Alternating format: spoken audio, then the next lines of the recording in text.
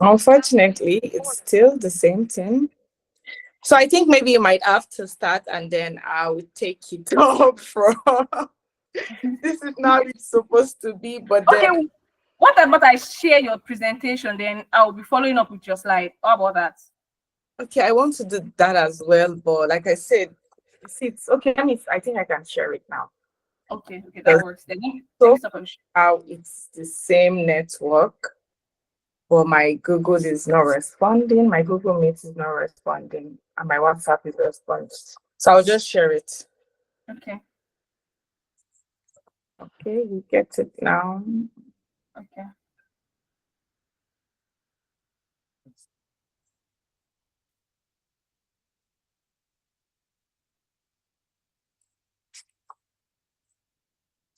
I don't know. Have you seen it? Um, Not yet. Okay.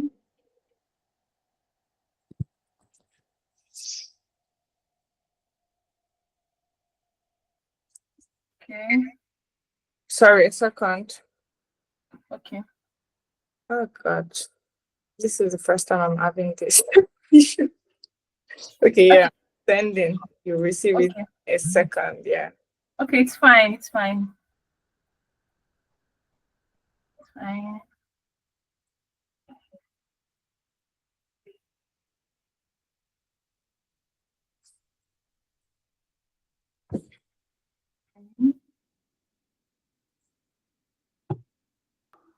Have you received it? Not yet. I'm not seeing anything from my end. It has gone from my own end. Guys, I'm so sorry about for this issue. It has gone on my own end. Check your WhatsApp. Okay. Yes.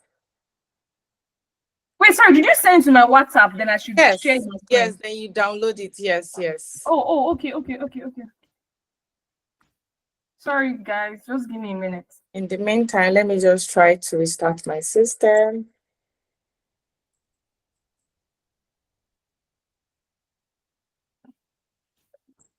Guys, my apologies. It's my network. It's so unexpected. Okay. Believe me when I say this is the first time I'm experiencing this network issue. Uh, Okay. Give me a minute. all I'm right, no trying to. I'm problem. trying to download it from my end. All right. Guys, welcome. I don't know, do you mind maybe introducing yourself, your name, and where you're joining from? Oh, Joseph, no problem. Okay, okay. Thank you so much. Yeah, I'm trying to restart the system right now because it's so funny. It's the same Wi-Fi I'm using on my phone. It's working on my phone, but it's not working on my system. So I'm trying to restart it. So in the meantime, just your name and where you're from, where you're chatting from. Hello, Akayode, welcome. Okay, hi Hafsat. Good evening. Good evening. Can you hear me? Yes. Okay, this is Bilkis Abolomakbe and I am joining from Lagos, Nigeria. All right, that's nice. Ochanya, I'm seeing you from Latvia. That's nice. How's Nasarawa? Okay, Oluwakayode are chatting in from Lagos. That's nice. We're about, I think, 19. Guys, please let me see where are you guys chatting from. Okay, I'm about to share now. All Let's right, see no from problem. my end. Okay. Can you see it? Can everyone see my screen? Yeah. Okay, okay, okay. Sorry about the delay. I think you can start now. That works. All right. So we are having a webinar about future proofing your finances, and then I'm taking the beginning aspect of future proofing our finances. So do you mind clicking on the screen, Amina? Yes. I added some animations to it. Yeah, yeah. So just you can click again. Yes. So the next page, a brief introduction about myself. My name is Hafsat Itanola. I am a chartered accountant. I have my background in accounting. But right now, I'm currently enrolled in a master's in international management program at Africa Business School in Morocco. So I am currently talking from Morocco. Same time zone, everything is the same thing. Just maybe the weather is a bit friendlier. So that is where I am currently, right? So I actually began this journey to, let's say, talking about personal finance for about 2 years right now. And it all started when I left Kano State to go to Lagos State. So the environment, it's a huge change. The cost of living in Lagos, very expensive. And the funny thing was, I was working at the bank, right? But there was this perception of, oh, you're a banker, you're a big girl, you have to start living above. Like, it's so easy for you to want to start living above your means. In fact, being in Lagos, I could see people around me living above their means, everybody in one way say to another. And I was kind of like just determined to be different. Like I said, no, Afsat, you're legit, you're going all out, and you want so much for yourself. You don't want to go back to Kano after 1 month. And that was like how I started my financial wellness journey.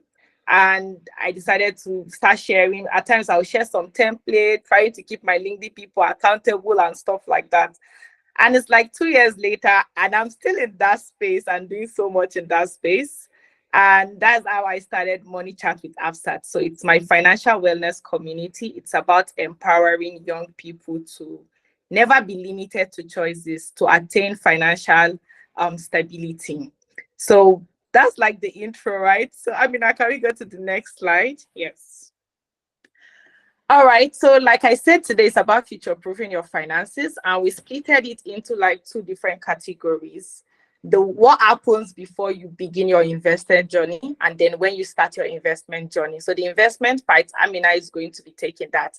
Oh, I forgot to mention, Amina is actually the host, and she invited me on her space. So, she's the one that brought us here to learn about money today.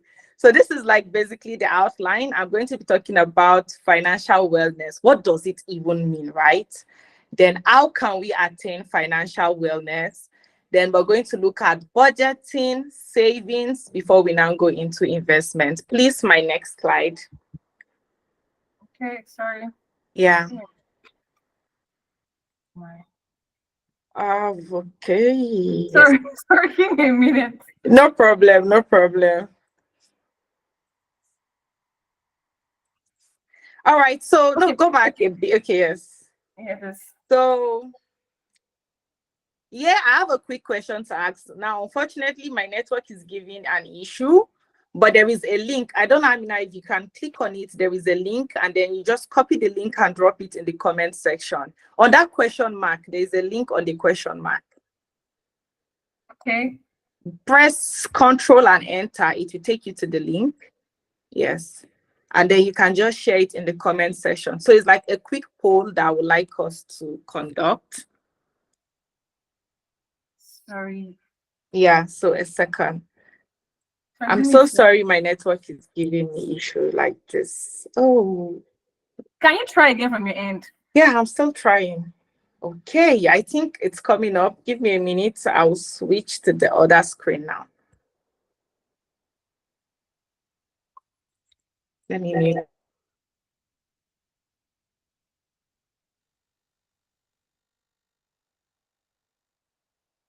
Have you been able to do that?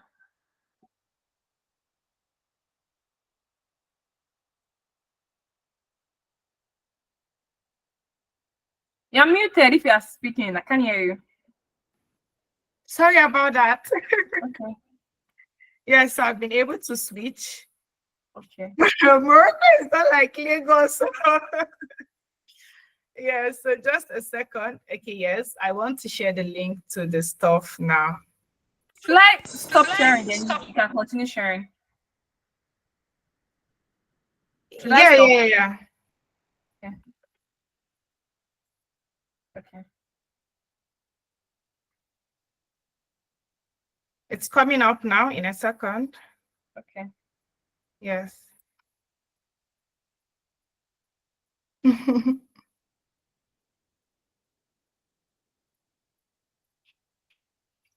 All right, let me share my screen. So sorry about that. Okay. That's fine. Yes.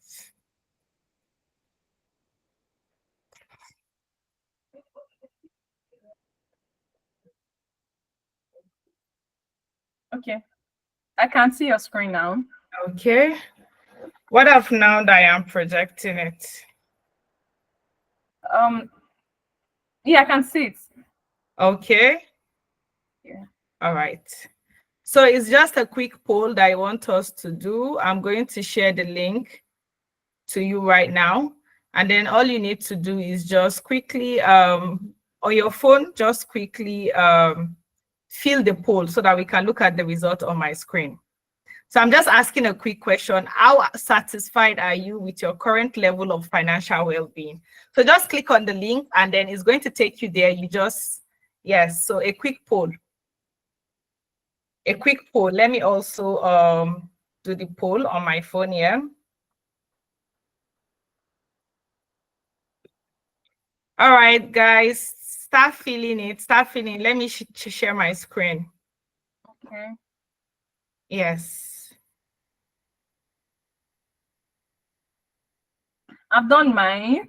Okay. Okay. We should start seeing the results now.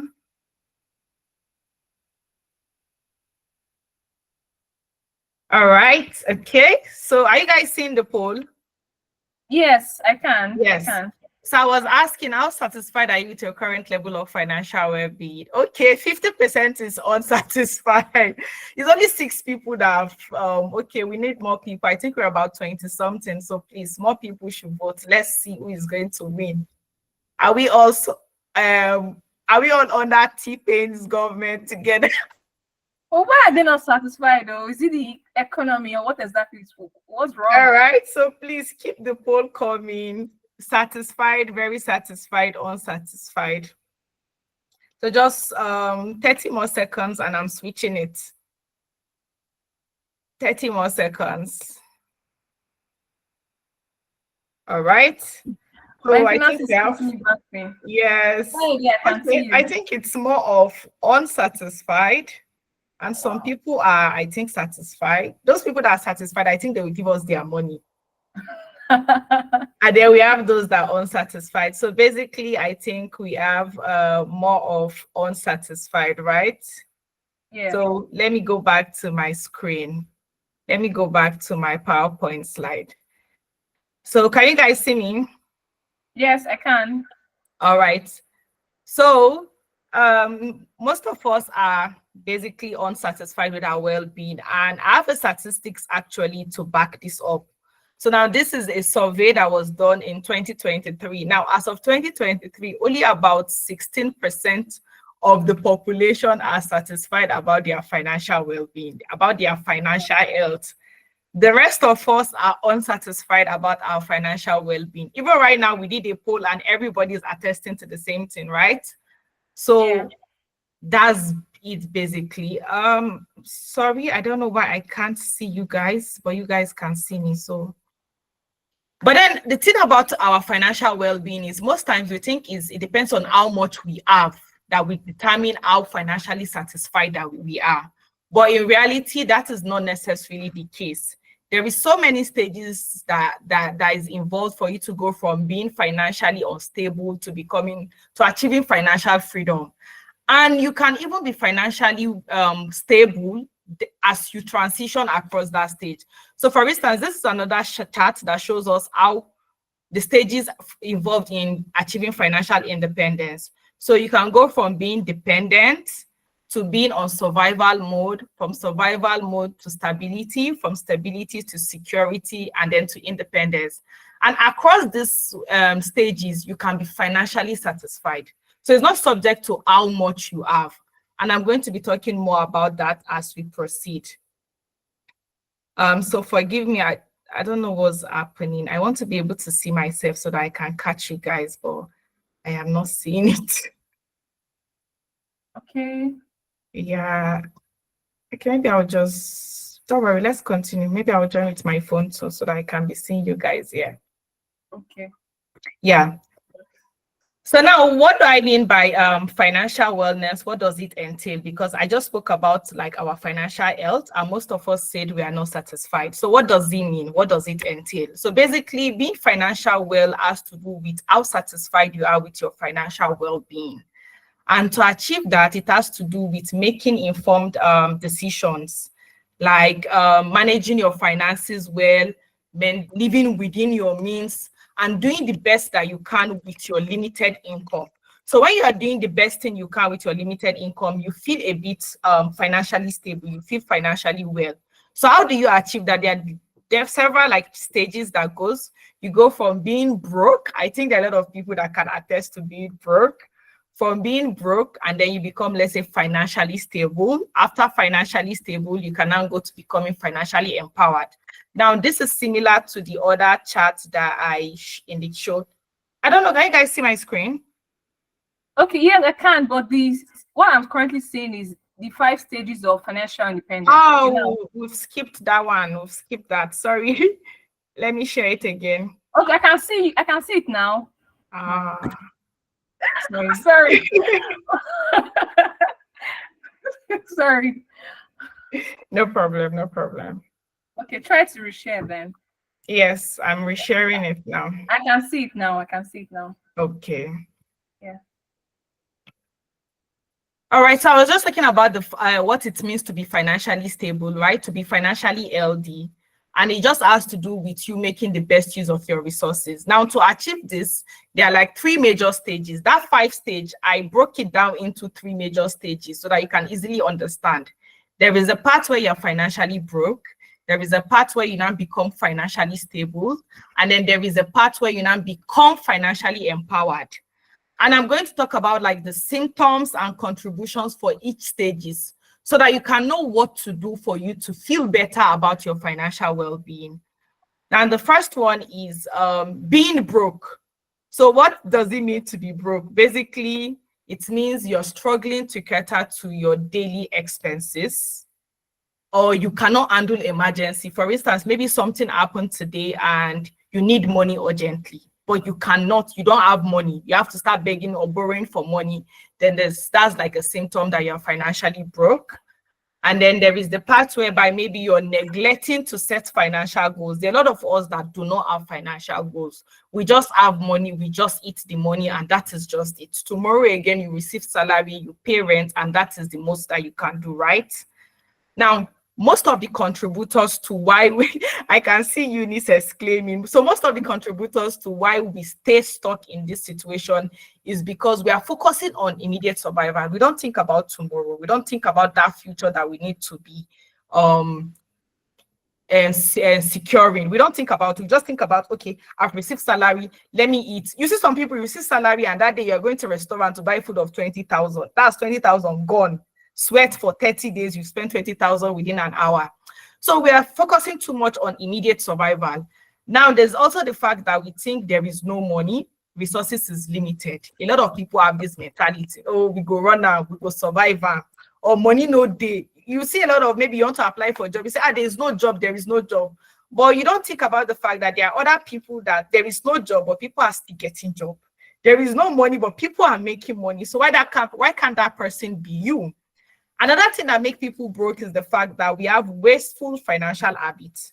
For instance, there are people that gamble. You don't have money, but you're gambling. A lot of broke people do that very well. You don't see rich people making those kind of gamble, right? It's a wasteful habit. Another one is maybe you buy Coke every day. It could be a wasteful habit because that money you could actually, it might not look tangible. In fact, right now, Coke is like 400, I think. So 400 every day, it's still something. For somebody that is broke, it is something, right? So there are some 500 like, now. 500. you see, it's 500 now. So it's something to, but when you are buying it every day, unless the fact that Coke is even maybe not so good for your health again, and you're spending money on it, that is bad. And then another contributor to why we stay broke is we blame our background too much. But you know, the funny thing is we are now adults too. Yeah, 20 plus. Now you are the background. It's no more your daddy or your mommy. You are the adults now. So you can no longer keep blaming your background. If you have this mentality, you're just going to stay broke. So now let's go to the second slide. I don't know. Can you see my screen? Yes, I can. Yes. So my screen is supposed to be displaying better than this. I did a lot of animation, so I don't know why it is coming up 1-1. But anyways, let's continue. So now, what of financially stable? What are the symptoms to show that you're somewhat stable, right? Number one is you have an active source of income. Okay, somebody said I should try full screen. Yeah, I think I even want to maybe represent it again. Sorry about that. Okay, Yes, that's fine. because the animation just makes it nicer. Okay, share entire screen. Okay, let me do that. I've seen that tab. Okay, so I think this is it. Yes. Can you guys see my screen? I think, yeah, this is better. Yeah, This is yes, better. yes, this is better. So now, what are some of the signs that you are financially stable? Number one is you have an active source of income. Salary. For instance, I checked statistics recently, and a lot of people are earning below 100,000. In fact, it's just recently that they changed minimum wage to about 170,000. So if you have a source of income right now, you are at least more stable, because there are a lot of people that are more financially dependent than you are, that they don't have anything, they don't even have job. So if you have a job, you're financially stable. Number two, let's say you have, let's say, some form of emergency fund or savings. It might not be a significant amount, but it is something to start with. You're somewhat stable. Another one is your debt. A lot of people have loan, but there is level to loan. So let's say you have something moderate, something that is not too much, and something that you can be paying back gradually. We can still say you're financially stable. But the most important one is your mindful practices and modest lifestyle. There are a lot of people that earn small money, but they waste it. But there are a lot of people that earn small money, but they make the best use of it. I would say that is where I fall under. For instance, right now I'm a master's student. It's stipend I receive, but I'm making the best use of it because it's part of my stipend that I saved for a few months, and I use it to register for my CFA level 1 exams. And they are working class people that have been struggling to write this exam. They've not started, but I started with my chicken change. So what you do with your money will determine if you're financially stable or you're financially unstable. And you don't need to start earning ₦1,000,000 before you can do so much for yourself. This is one thing I will always communicate to you. But then you could be stable, and there are some setbacks that can arise. Some of those setbacks is, number one, you're relying significantly on a single source of income. Now, this is very, very bad. Why am I saying it's bad? Is because of the current economic situation. If you have just one income, to even fight inflation is a problem. So you need to try to stop relying on just one, because the longer you rely on one, then in fact, you will not even be stable, or you start going back to being unstable. So after a while, what you want to start thinking of is, how can I diversify my income? How can I start earning more? Now, another possible setback is the impact of lifestyle. I've spoken about inflation, but then there's lifestyle. I remember when I was working in the bank, let me make that reference again. I was working in the bank. I had neighbors then in my apartment in Lagos. They'll be like, Hafsat, you should get air conditioner. And I'm like, I don't need air conditioner now. Because to me, as at that point, the weather is bad, but I don't feel like it's something I needed at that point. But if you don't know how to reduce noise, eliminate noise, when people advise something, you will do it. When they say, oh, buy car, you're a banker, you should have a car, you will buy the car. Oh, you're working at this, you should get a mattress. Even things that you do not need, you will start indulging and buying those things. So if you're not careful, lifestyle inflation can enter, and you will not move from that your financial situation. In fact, it will get worse. Another one is unexpected expenses. Now, you could be stable, but if you don't know how to handle unexpected expenses that can arise, it can throw you off. For instance, let's say somebody falls sick, they're telling you send money, 200,000 or 300,000, you don't have. You that you do not have loan before, you now go and collect loan. So unexpected things, if you're not ready to absorb them, right? If you don't have emergency fund, you can go from being stable to becoming unstable. And the last one is risk tolerance as well as appetite. Now, what I mean by appetite, you can see some people, they feel, oh, I have money, and then they'll start putting their money in very risky assets that they are not ready for. And it's not, at times, it's not even about the asset itself. It's maybe like you don't even understand the nature of the business. You don't even know whether it is legitimate or not. There are some due diligence you're supposed to do. If you do not do it, it can affect your financial well-being too. So, and then the tolerance, at times, maybe you are stable enough to start going for middle level mid-term securities, mid-risk securities, but you are afraid. So because you are too afraid, you'll not be able to get as much return. So that risk, it could either be your tolerance or your appetite. Anyone could play against you. So now let's go to the last part, which we are all, which we all want to achieve. This is the part we're all striving to get to, right? Let me see your reactions. Do you want to become financially empowered? Yes. Now, what are some of the signs that someone is, let's say, more financially independent and empowered? The first thing is passive source of income. So remember the last part I was talking about, you should not rely on one. So if you have gone from relying on one to now having investments, to now having side hustles, passive source of income, then you are very much on your way to achieving financial independence. Likewise, how much investment, let's say like a portfolio of investment that you have, or you have investment in this, in that area, those are signs that somebody are more financially empowered to do more, to make more impact and all of that. You have little to no debt. In fact, you can have debt, but as long as it is serviceable, then you're okay. And then a satisfactory lifestyle. Sometimes there are some people that are freaking rich, but you can't tell because they don't have to prove it to you with the most expensive car or by changing their iPhone every time. They don't need that. It's unnecessary. In fact, it's we that do not have money that when the next iPhone comes, we're already looking for how we'll sell our kidney to buy the next iPhone. But somebody that is financially empowered it's not impressed by all those stuff. They don't need to impress you. And what then Mark Zuckerberg, like they say, he likes wearing just a plain shirt and stuff like. It's just nowadays that I think I'm seeing some things he's buying online. If not, simple lifestyle. As far as you're satisfied, you don't need to prove to other people. Now, what are the mindsets? Somebody in this stage, there are mindsets that keep them in that stage and make them do better. It's the plan for future, not just today. They plan for future. They are trying to future-proof their finances in advance. Also, they know how to balance immediate gratification with sustainable financial practices. Not every money that comes today you want to eat. You want to transfer some to the future so that when you retire, you are enjoying your life. Now, somebody that is empowered also have more of a generosity mindset, want to make an impact. And the thing about impact is the more you give, the more you get. I'm not saying you should go and give all your village people money, because most of us, we are trying to pour from an empty cup. People that are financially empowered pour from a full cup. They have a full cup. It's from there that they will be dropping. So that is it. So it's different from you that you're struggling and you're trying to carry everybody's busy on your head. So these are like the three major stages. But the thing is, as you transition, your financial well-being can be okay. You can be satisfied.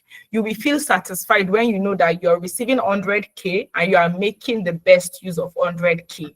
So it is not a matter of you're earning 1 million or 5 million. No, you could be earning 300,000 and you're okay. And that okay doesn't mean, oh, you don't want more. No, but it means you are not running helter-skelter for any small issue. You are running to people to beg them for money. No, it means you are okay enough to sort your needs, to balance your immediate cravings and your future goals.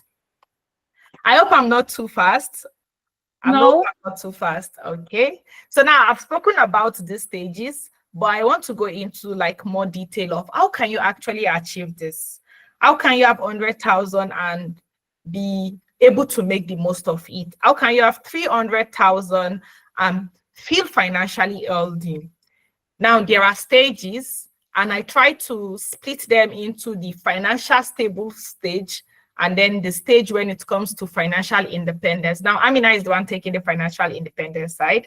I'm going to talk about the financial stability stage. What are the things that will make you feel better? You're budgeting your income. I'm going to talk more about budgeting. The next one is saving. You're having a saving culture. You're knowing how to not spend everything that you earn. Also, digging yourself out of debt. One of the reasons why you will never feel financially okay is you have too much busy on your head, right? I hope you guys can hear me. Yes, I can. Okay. And then there is that part when you start increasing your income. So once you are doing these 4 things, you are on your way to becoming financially stable. Now, after becoming financially stable, how do you achieve financial independence? You're investing, you have insurance, you go into estate planning, right? So now this is just the summary of it. but I'm going to be going deep into how do you achieve the financial stability that you need. Because if you're not stable, how will you now future proof your finances? How will you be ready for the future? So now let's look at my favorite topic. This is what I call budgeting. Now, if there is one advice I would give to anybody that wants to become financially stable, I would say embrace budgeting. Budgeting is what made it was the game changer for me. When I first moved into my apartment in Lagos, bills everywhere, I was so scared. But when I budgeted my income, I gained clarity immediately. I know that, oh, Hafsat, you might not be able to do this in January, but by June, if you do this and this, by June, you'll be able to achieve it. So budgeting tells me that I am broke now, but by February, I'll be able to do it. Even right now, one of the things on my mind is I want to come home. I want to come home for break. Like, I'm homesick. But flight ticket is about ₦1,000,000. Where did I keep it? So you see, but when I budget, okay, I say, okay, if I save my stipend for maybe the next 6 months or the next 9 months, I think I'll be able to, it gives me clarity. And that clarity is something to hold on to, something to make you stable. So you're not worked up. You know, when there's uncertainty, you're worked up. So budgeting will give you clarity. And it is very simple to build a budget. All you need to do is how much do you have? How do you want to spend it? Now, why budgeting makes a whole lot of difference is the fact that you have 100,000, but you're deciding how you want to spend it, because how you spend that money is the game changer. Somebody can spend their money only on feeding, and that person can spend that money to learn a tech course, and that tech course will start making you go from 100,000 to 700,000. So how you spend your money is the difference, right? What are the purpose of budgeting? Basically, is so that you can align your income with your expense. You don't want to be spending money that you did not have. Your income cannot be 300,000 and you're spending, and your expense is 500,000. Who is going to cover it for you? Nobody. So live within your means by budgeting how you will spend that money. It helps you also track your spending habits. If you don't know where your money goes, you will not know if you are making the best use of it. That is the honest truth. If you don't know where your money is going, if I ask you right now, how much do you spend on feeding? Maybe most of us do not know it. How much do you spend on transportation? It is guesswork. So when you track it, that's when you identify that how did I spend 40,000 on data, the same data that is not giving me more. You will start scrutinizing your spending. And that's what it helps you do. So it helps you embrace good habits, because you don't want your money to be wasting. When you identify that something that is not good is taking your money, you will transfer that money towards something that is better. And that's what budgeting does for you. Now, there are 2 pictures on my screen. These are budgeting tools that can help you.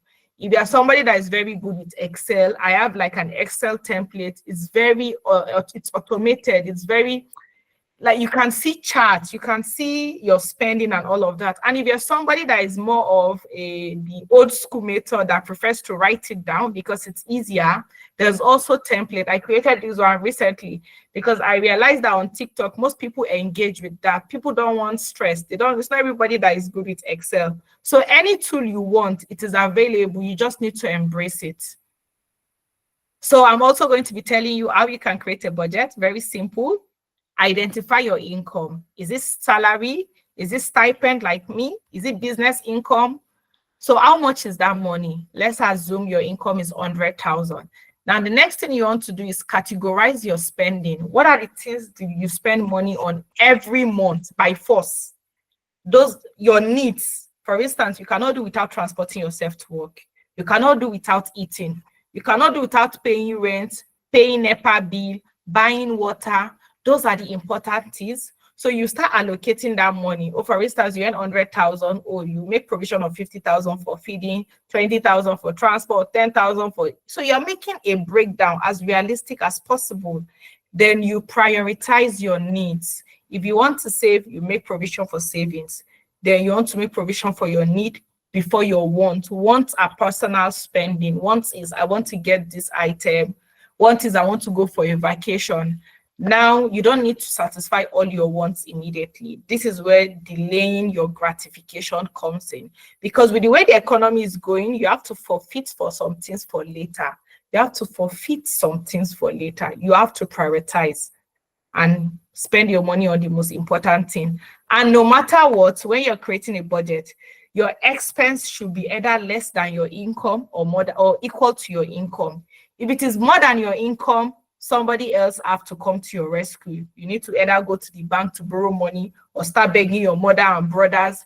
That is you becoming financially dependent on other people and exposing yourself to so much financial risk. You don't want that for yourself. So if you want to live within your means, you must embrace budgeting. And these are just like some tips that can help you stick to your budget. Because for my interactions with people, I noticed that it's not just about building a budget. It's about how can I stick to that budget? Because tomorrow you tell me that your feeding budget is not enough, so you have to go and take out from your savings. No, these are some tips that will help you. Number one is when your salary comes in, pay for the important things immediately. For instance, remove your feeding budget so that on when it's weekend, you go to the market, you buy your food stuff in bulk, you sort it out immediately. If you've promised your mother money and it is your budget, send her the money immediately so that whatever is inside your bank account, you know that, okay, this is what is available for spending. So you will not spend above your means. The second one is make provision for family. Most people don't stick to their budget because they do not make provision for family and they are always giving family money. So it doesn't make sense. So if you want to stick to your budget, make a provision. Say, okay, this is how much I will send home.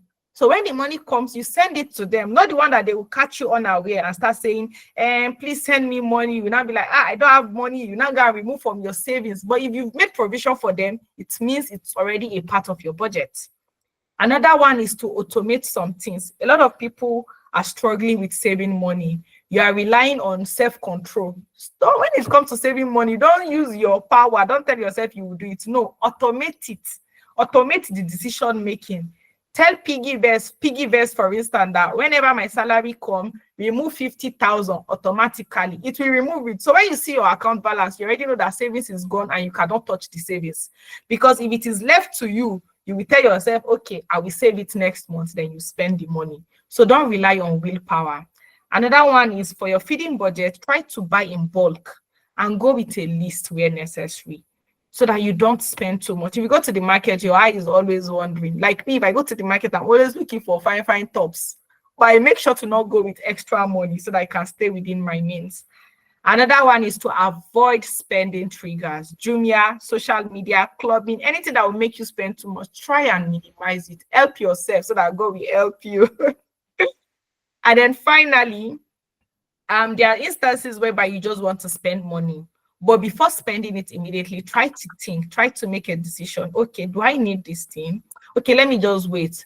If you give yourself some time to wait, your rationality kicks in. Your consciousness comes in and then you're like, you now assess truly if you need that item or you do not need that item before you now buy it. That's if you still need it at the end of the day.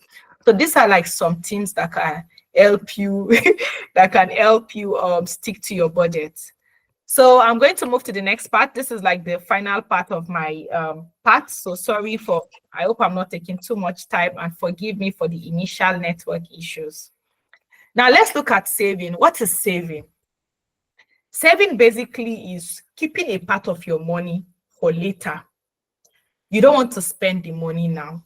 You want to make use of it. But because you don't have so much, you will need to save for a while before the money is enough. Let me give you an example. When I started my program as at October, in fact, I just spent a year in this country now. As at October, when I came, I was receiving stipend, but then I realized that after there's so much you want to do during summer break, you need to start saving money. Now, from that period, I created a personal account. I have my student account, and then I created another account, regular account. I was using that as my savings. When my stipend comes, I will withdraw some and go and deposit it in the bank. At the end of the day, it was that money that was depositing that became my savings, and then I use it to pay for those courses. If I want to pay for that course immediately, it is not possible because I don't have money. So saving is a way for you to accumulate the money to make it become significant. Because 10,000 will not do anything, but 100,000 can do something. Don't allow people on social media to tell you otherwise. I see people arguing on social media every day. I say, what is 100,000? What is 1 million savings? It is something. It is something to start with. So when you save it, you can use it to do something. So when it comes to savings, they're like savings is usually short term or medium term. You could save for, let's say, 3 months, 1 month, 1 year, maybe 1.5 years and stuff like that, right? When it's longer than that, we can start calling that maybe investment. Savings are usually low risk. You're saving your money, but you're not putting it in somewhere that it can disappear. No, saving is when you keep it somewhere and you either get that same amount or a little above it, because you're protecting that amount from loss. You don't want anything to happen, so you always put it in a low risk investment or a low risk product, and it is easily accessible. That's why it's called savings. It could be in your bank account. You can easily access it when you need it. You don't have a situation whereby you want to pay for a visa and then there is no money, or you want to pay for passport, there's no money. So it has to be easily accessible. So what are platforms that you can use for saving? Piggyvest is my go-to. It has helped me very well because you can lock your savings target, because there is so many savings challenge that you can do. Even my trip here, it was Piggyvest that helped me save for my flight ticket. I've done savings challenge with my friends too. It makes it more exciting. I try never to rely on willpower. So apps like Piggyvest, Carrywise, your bank app, they can help you. You can also save maybe through fixed deposit. Maybe you have the amount is huge. You cannot keep it in a bank account. Or you can use Ajo. Ajo is a lifesaver. Ajo was what I used to pay my first rent to, right? It helps you, because most times we don't know how to be disciplined. Ajo can make you disciplined, because if you do not contribute, they will not contribute your own back. So it is very fair. It's boss. That is why I like Ajo. But some of the setbacks is inflation, which is why savings are usually short-term in nature. And now to my final part of this session, my part. When is it ideal to save? Because savings is different from investment. I mean, I will talk about investments, but you need to know when it is ideal for you to save instead of investing. Number one, when being stable is a priority, and maybe you are navigating a transitional phase. For instance, I remember when I moved to Kano to Lagos State, it was a transitional phase. I just moved to Lagos. I need to understand Lagos and all. My priority is to be stable. I need to be stable. I need to breathe in and breathe out. So I'm not going to just carry my money and put it in one long-term investment that I may need tomorrow. No, I want my money in low-risk investment so that when I need it, it will help me. Now, for instance, let's say I was investing or I bought shares or whatever. It would not make sense for me to liquidate it when I wanted to pay my flight ticket and come.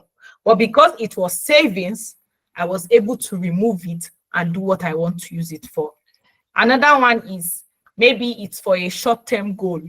Maybe you want to marry in the next 2 years. It is savings. You're not going to use that money to go and buy shares. Shares will not appreciate within 1 year. No. So you need to understand the difference between savings and investment. So if it's for a goal, maybe you want to pay for a car that you need, could be savings. You want to pay for a course, it is savings. You want to buy an asset, it is savings. You want to get a laptop, it is savings. You're not going to use money for laptop to go and buy share, or money for laptop to go and buy maybe they tell you come and put real estate. Like, that is not it. So make sure they match what you need the money for and where you put the money. The duration should be aligned. Another one is when it's maybe emergencies or short-term opportunities. Now, people say, save for emergency. Me, I don't call it emergency. I just use the word, but in my mind, I know I'm not saving for emergency. God forbid. Because if you prepare for rain, if you carry umbrella, rain will fall. If you carry umbrella, rain will fall. So me, I say, I'm not saving for emergency. Oh, I have health insurance. It will help my life. That's one thing about insurance. Insurance can help you with medical emergencies. If it's short, unplanned expenses, I have my buffer savings. But me, that emergency savings, I call it short-term opportunities. I keep the money. So there are some people that used to say, I don't have anything I'm planning for. What should I save? Save. Even if you don't have anything, save for a short-term opportunity that could come. Early last year, when I started my 1 million challenge, I was saying road to 1 million. I want to save my first 1 million. When I first started saving that money, I didn't really exactly know what I wanted to use the money for. I was just like, oh, I think I would like to travel. I want to use the money to finance one or two things. I didn't know that is that money I will use to actually travel, not finance the cost though. So imagine I was not prepared. That opportunity will have come and I will not be able to take up that opportunity. So save for opportunities because they can arise, especially when you are sleeping. And then finally, save to accumulate fund needed to invest, start a business, or acquire a skill. If you want to invest, maybe for instance, they tell you, okay, come and buy land, or you need 1 million or something. For you to get that 1 million, you have to probably save for a while to accumulate that money. When it has now become something, you cannot use it to start your business or to pay for that cost or to not invest it, right? So saving helps you make that money that looks useless to become useful. And that is why it is very important. So these are things you need to embrace if you want to feel financially healthy, if you want to be able to future proof your finances. If you want to become financially independent, you need to embrace financial discipline, be able to budget, be able to control your expenses, have the ability to save. So that brings us to the end of my segment. And this is my final question to you. Can you identify what stage you are financially and what challenges do you need to tackle first? Maybe you have a budgeting issue, then that is it. Or for somebody to be, oh, I want to remove my debt. I'm tired of owing people money. So identify your financial stage and what you need to tackle to get better financially. So I'm going to be handing over to Amina at this point. So this is just a glimpse of my trackers to help you become better with managing your finances. These are budgeting tools. I'll provide you with the link to it at the end of the program. So Amina, I am handing over to you at this point. Okay. Thank you very much, Hafsat. I actually learned a lot from you right now. The first step before you invest your money, because I'll be talking about investment. Before you Yeah, invest your money, you should be good with budgeting and should have saved. And exactly. should have emergency fund. That's what I learned from her. So if you want to invest and you don't have all those things in place, there's no way Yeah, your yeah, investment will work. joking. I'm Exactly. telling you, So because you invest, will you put need your to be able to investment invest. to be solving your problem immediately. You'll be Yes. liquidating. An investment doesn't require you to be liquidating it after 3 months. So you need to Exactly. be disciplined to go to Yes. that next phase of your life. Exactly. So I think I'll be sharing my own slide now to start my own section. Joshua, I'm seeing your hands raised, but I don't know if it's possible. Drop your question in the comment, and then at the end, we'll answer everything together. I think it'd be better that way. Oh, thank you so much, Aziza. Guys, thank you so much for listening. So if you don't want to forget your question, drop it in the chat, and then at the end, we are going to go over it. Yes, yes, yes. Don't worry. I'll provide you with the slide. I want to be sure if you all can see my screen. Okay. Yeah, I can see your screen. It's coming up. Okay. Okay. Welcome back once again, and I'll be taking the investment section of this. And before I start, I would like us to play this small game. Okay, Take your bring phone it on. and sorry, take your phone and scan this QR code. Then you pick what is the best investment in the past 100 years. And if you're unable to scan this QR code, Please drop the link to us because some of us are using our phone to connect to the session. Okay, just type menti.com. Go to menti.com and you input this QR code. Something like No this. problem. So I will show the results in the next 1 minute. So what do you think is the best form of investment? Is it gold? Over the past 100 years, is it gold? Is it bond? Is it stock or real estate? So I'll show the results in 30 seconds. To those that have not voted, I've dropped the link in the comments. So just click on it. Yes. Okay. Hey, who me will I know it like this? Hey, they've catch me. Oh, okay. Don't drop the link. Don't drop your answer here, please. Just drop. No, it's the link. It's the link I dropped. It's the link. No, not you. I saw someone. Oh, okay. Yeah.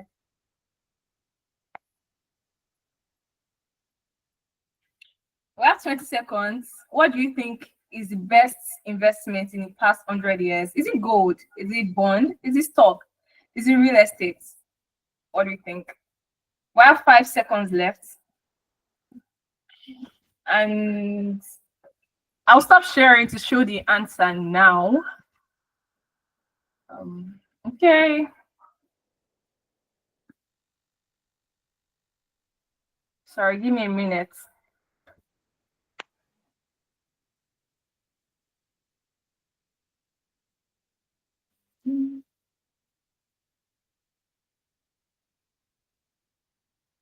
So can you see my screen now? No, we are waiting.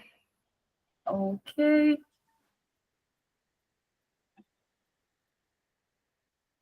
Let me go again. Sorry.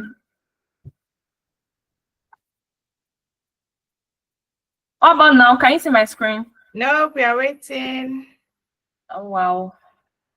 How come I can't see my screen? Stop shaking. Yeah. We can see your screen now. We can see your screen. Okay. So 6 people picked gold, 2 people picked bonds, 5 stock, and 8 real estate. Actually, the answer is should I say it, or I should keep it to the end of the section? No, don't say it, please. We want to know. It's actually stock. It's not real estate, it's stock. It's stock. Yes, actually. I was in between stock and real estate. Oh, yeah, let's move. So then I'll start sharing my slide now. Yeah, thank you.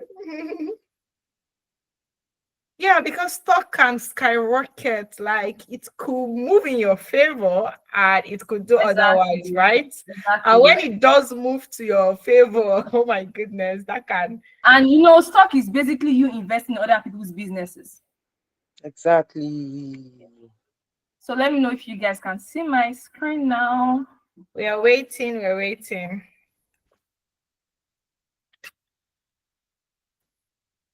Can you see my screen now? Yes, we can see your screen. Okay, so today the content I'll be covering is why start investing. Secondly, the power of compound interest. And number 3, building an investment portfolio. Number 4, types of investment options. Number 5, common mistakes to avoid. And number 6, tools to get started.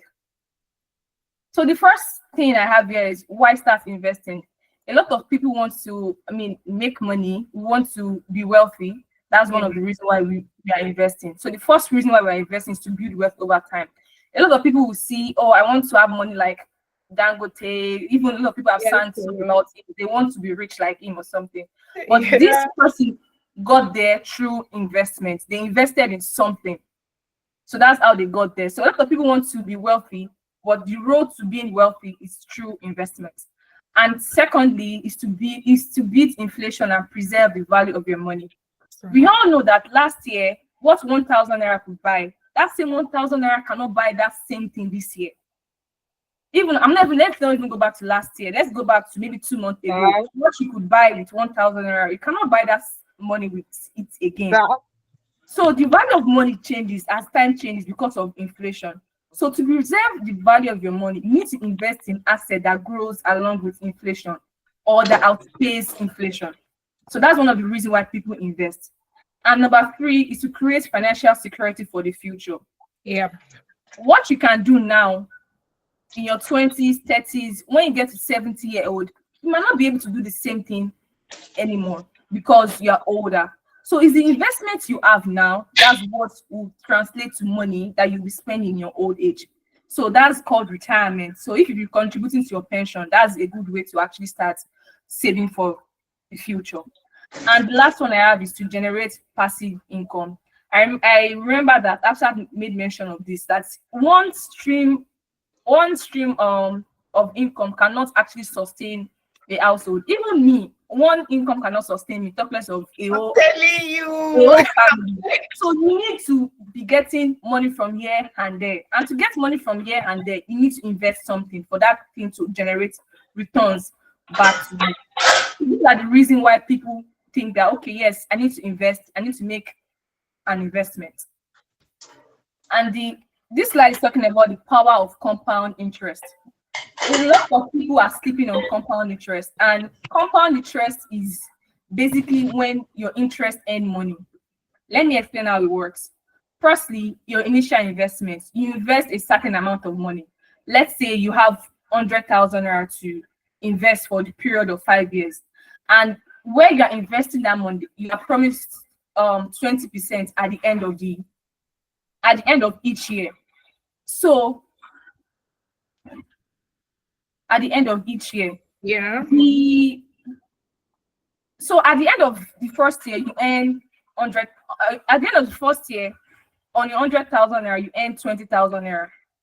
So the next year, if you are to bring if the company is investing on your behalf, the next year you will bring your principal, that's your 100,000 naira, plus your interest 20,000 naira. That's what will be reinvested. The total interest and your principal, that's what will be reinvested.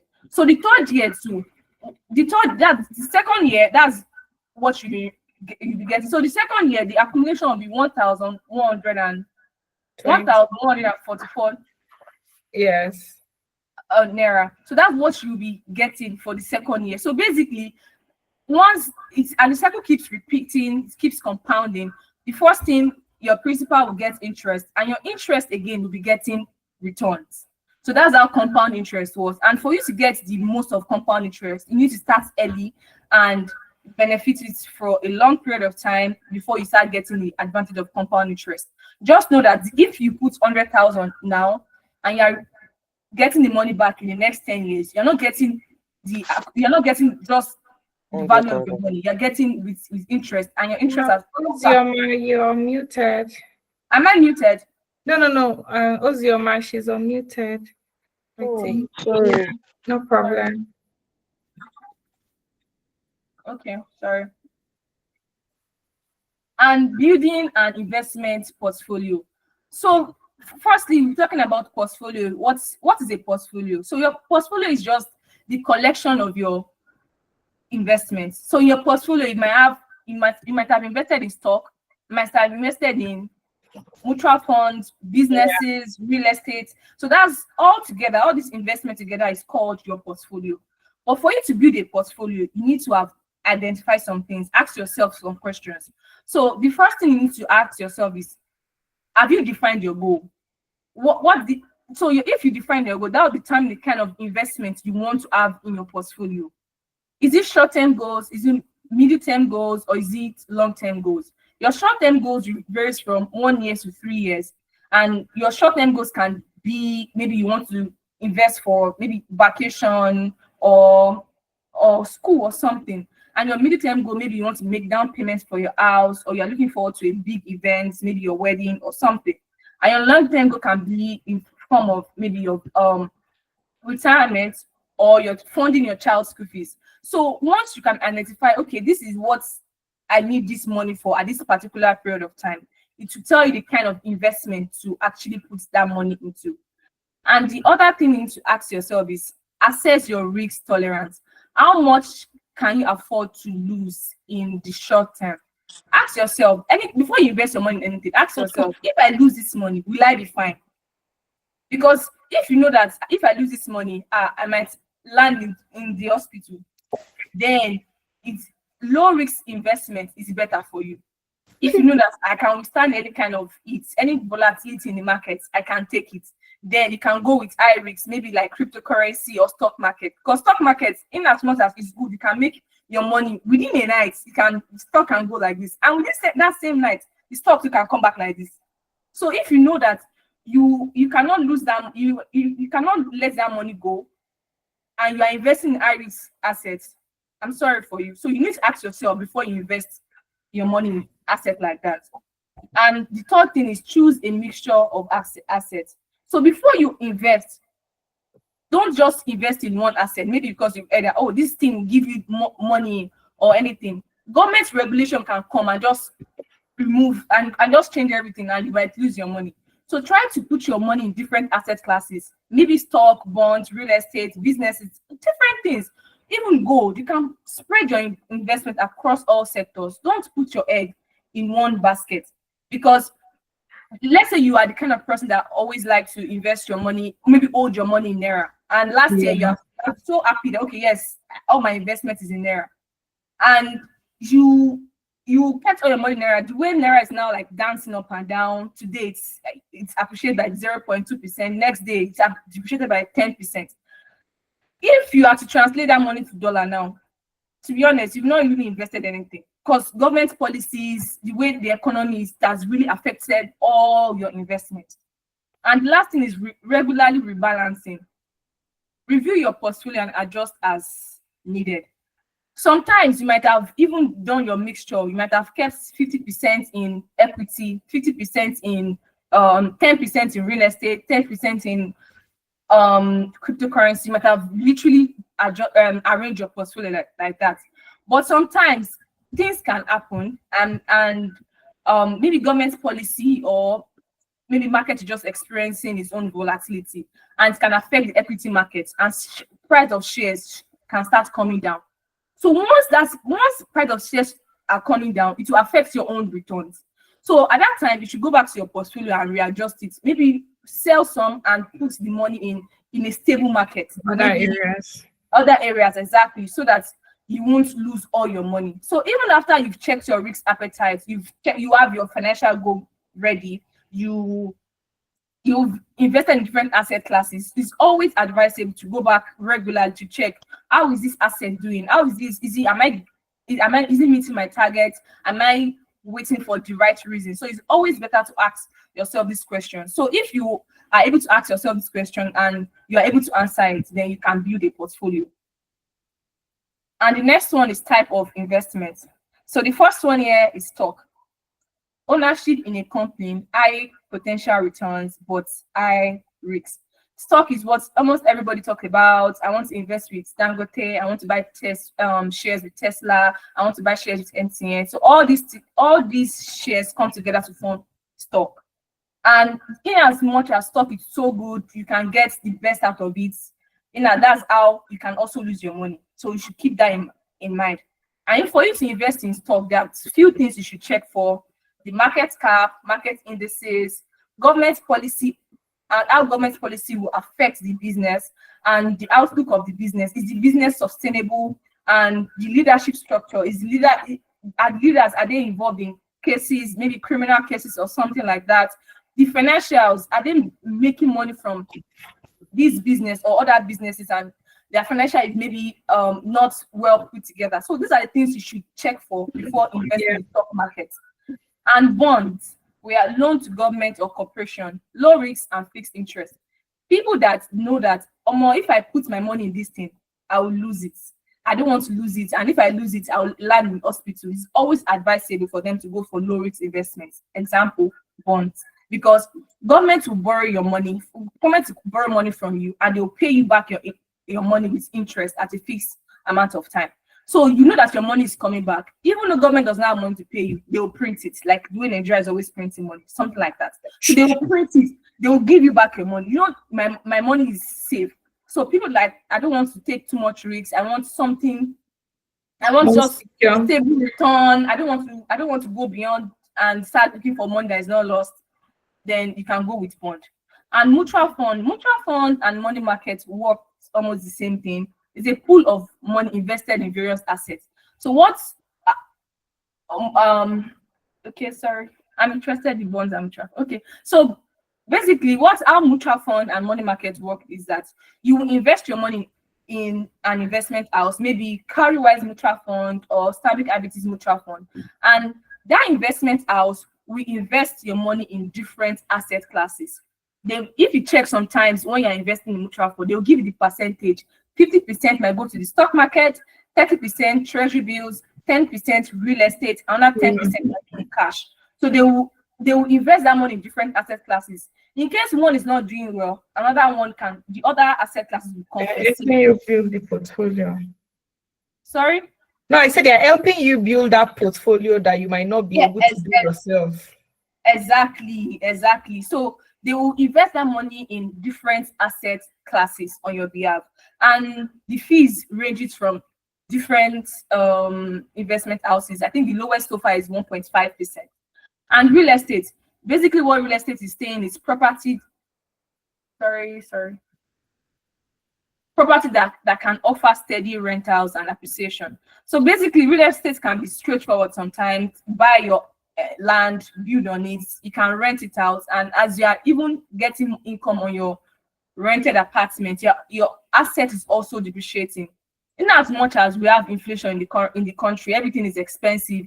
That's how the price of real estate is also going up.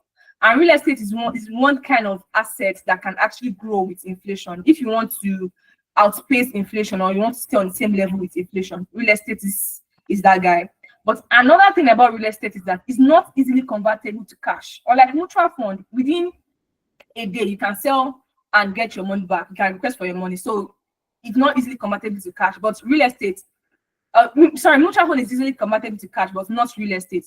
So another thing about real estate when you are investing in real estate is that it can be a bit hard to handle because of the management, the fees that comes with it. So before you invest in real estate too, always try to do your due diligence so that you not put your money in. Your money won't go like that, because you know how real estate business can be sometimes when you invest in. Sorry, please. Hafsat, please, can you help me check the chat box? I'm seeing something. Okay. Yeah. Okay, they are asking for the recording. Don't worry, just continue. Okay, yeah, it's being recorded. You're provided, don't worry. Yes. And the last one I have on this slide is Islamic finance investments. I'll talk about that in another slide. Okay. Oh, sorry. Okay. The other one is ETF, exchange traded fund, a diversified collection of stock or bonds traded like individual stocks on exchange. So basically what ETF is that rather than investing in Dangote alone, Tesla, this Bua Cement, MTN, ETFs come together. They bring all these top performing shares together to form a fund, and then you invest in that fund. That's ETF. Rather than just investing in single stocks, single shares. Yeah. So all these shares come together to form a fund. So then you invest in that fund. That's ETF. And sometimes if ETF fees, maybe the commission fees or the management fees can be lower, unlike you investing directly in all those funds individually. Yeah. Another one is peer-to-peer lending. Most entrepreneurs these days like most rich people these days are entrepreneurs. So is it that you invest in other people's businesses, maybe your family or friends or somebody, or your own business? So that's another investment you can also look at, because the moment you understand how this business works, how to make money from it, the risks involved, then you can invest in that. You can invest in that business and you monitor it yourself. Another one is commodities, physical goods like gold, silver, oils, and agricultural products. Gold is a store of value and it is as old as time. And gold is another asset that grows with inflation and it's highly liquid. If you hold gold now, go to the street of maybe Obalende or anywhere, you can easily, you see those aboki that sells currency, they're ready to buy from you and sell. So if you're holding gold, it's also grows with inflation too, but it can be the risk that is involved in gold is that if you are holding it in your house, you're keeping the gold in your house. If thief come to your house, the gold is gone. Or another thing about gold is that once you've gotten the gold and you put it in your house, it's there. It's not going to be giving you that passive income you need. But even though the asset itself is appreciating, you're not getting the returns steadily. Yeah. That you want. And another one is agricultural products. We know that one of the major reasons why we have inflation in Nigeria is because of food. Apart from foreign exchange, is food. So if you are investing in agricultural products, you also get your money back, and it is easily accessible. You can easily sell and make your money back. But for you to invest in agricultural products, you need to understand climate change. You need to understand pests, how pests can affect the crops. You need to understand how flood can influence, can actually affect the yield of your plants. Because if you don't understand all these things and you invest your money in them, it will just be as if you wasted the money or the money is not fruitful. And the other one is currency, foreign currency. Foreign currency, let's not even look far. Imagine you bought maybe, let us say $100 around this time last year, and you're selling it now. You sell it times two and some extra change, and you make more money. So people sell and buy currency. That's another form of investment. During Buhari regime, yes, let's go back. Let's go back to January. $1 to naira was around 400 naira thereabouts. Imagine you bought, let us say $1,000, and you're selling it now. If you calculate how much you make, it's a whole lot of money. But there's another thing about currency trading is that if the country is functioning well, I mean, there are things in place, there's policy in place that maybe the country is doing well, and you buy currency thinking, oh, I'll sell it at the future dates, and country is functioning well, the currency starts appreciating, you are going to lose your money. But currency trading in Nigeria is very good right now because naira keeps disappointing everybody. Today naira is this, next day naira is this. People are. But when you go and buy it, naira will not move forward. Oh, we did not say you should go and buy it, please. And that's what I'm not saying. As I'm explaining this type of investment, I'm also giving you the advantage and disadvantages. So, but our country like Nigeria right now, where things are not really in place, things are not functioning well like that.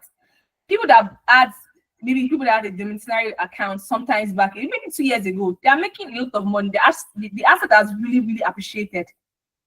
And the last one I have here is cryptocurrency. Cryptocurrency is another digital currency that if this currency does well, you can make millions overnight.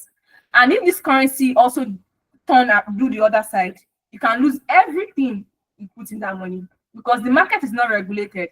The market is open to everybody. You can buy, you can sell. There's no regulation. There's nothing really, really binding this kind of form of investment.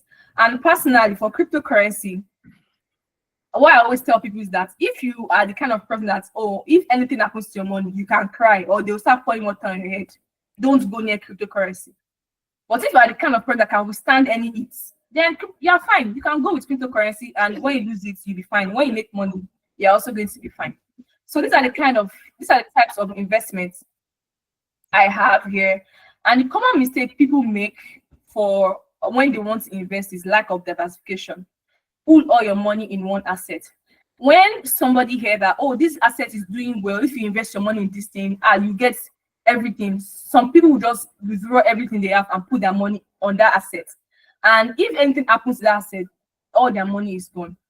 So it's always better to diversify your portfolio. Put your eggs in different baskets. Don't put it in one basket, because if anything happens to investment A, investment B, C, and D, and others will complement it, and you will not really feel the loss. It will reduce the risks for you. That's why diversification is needed.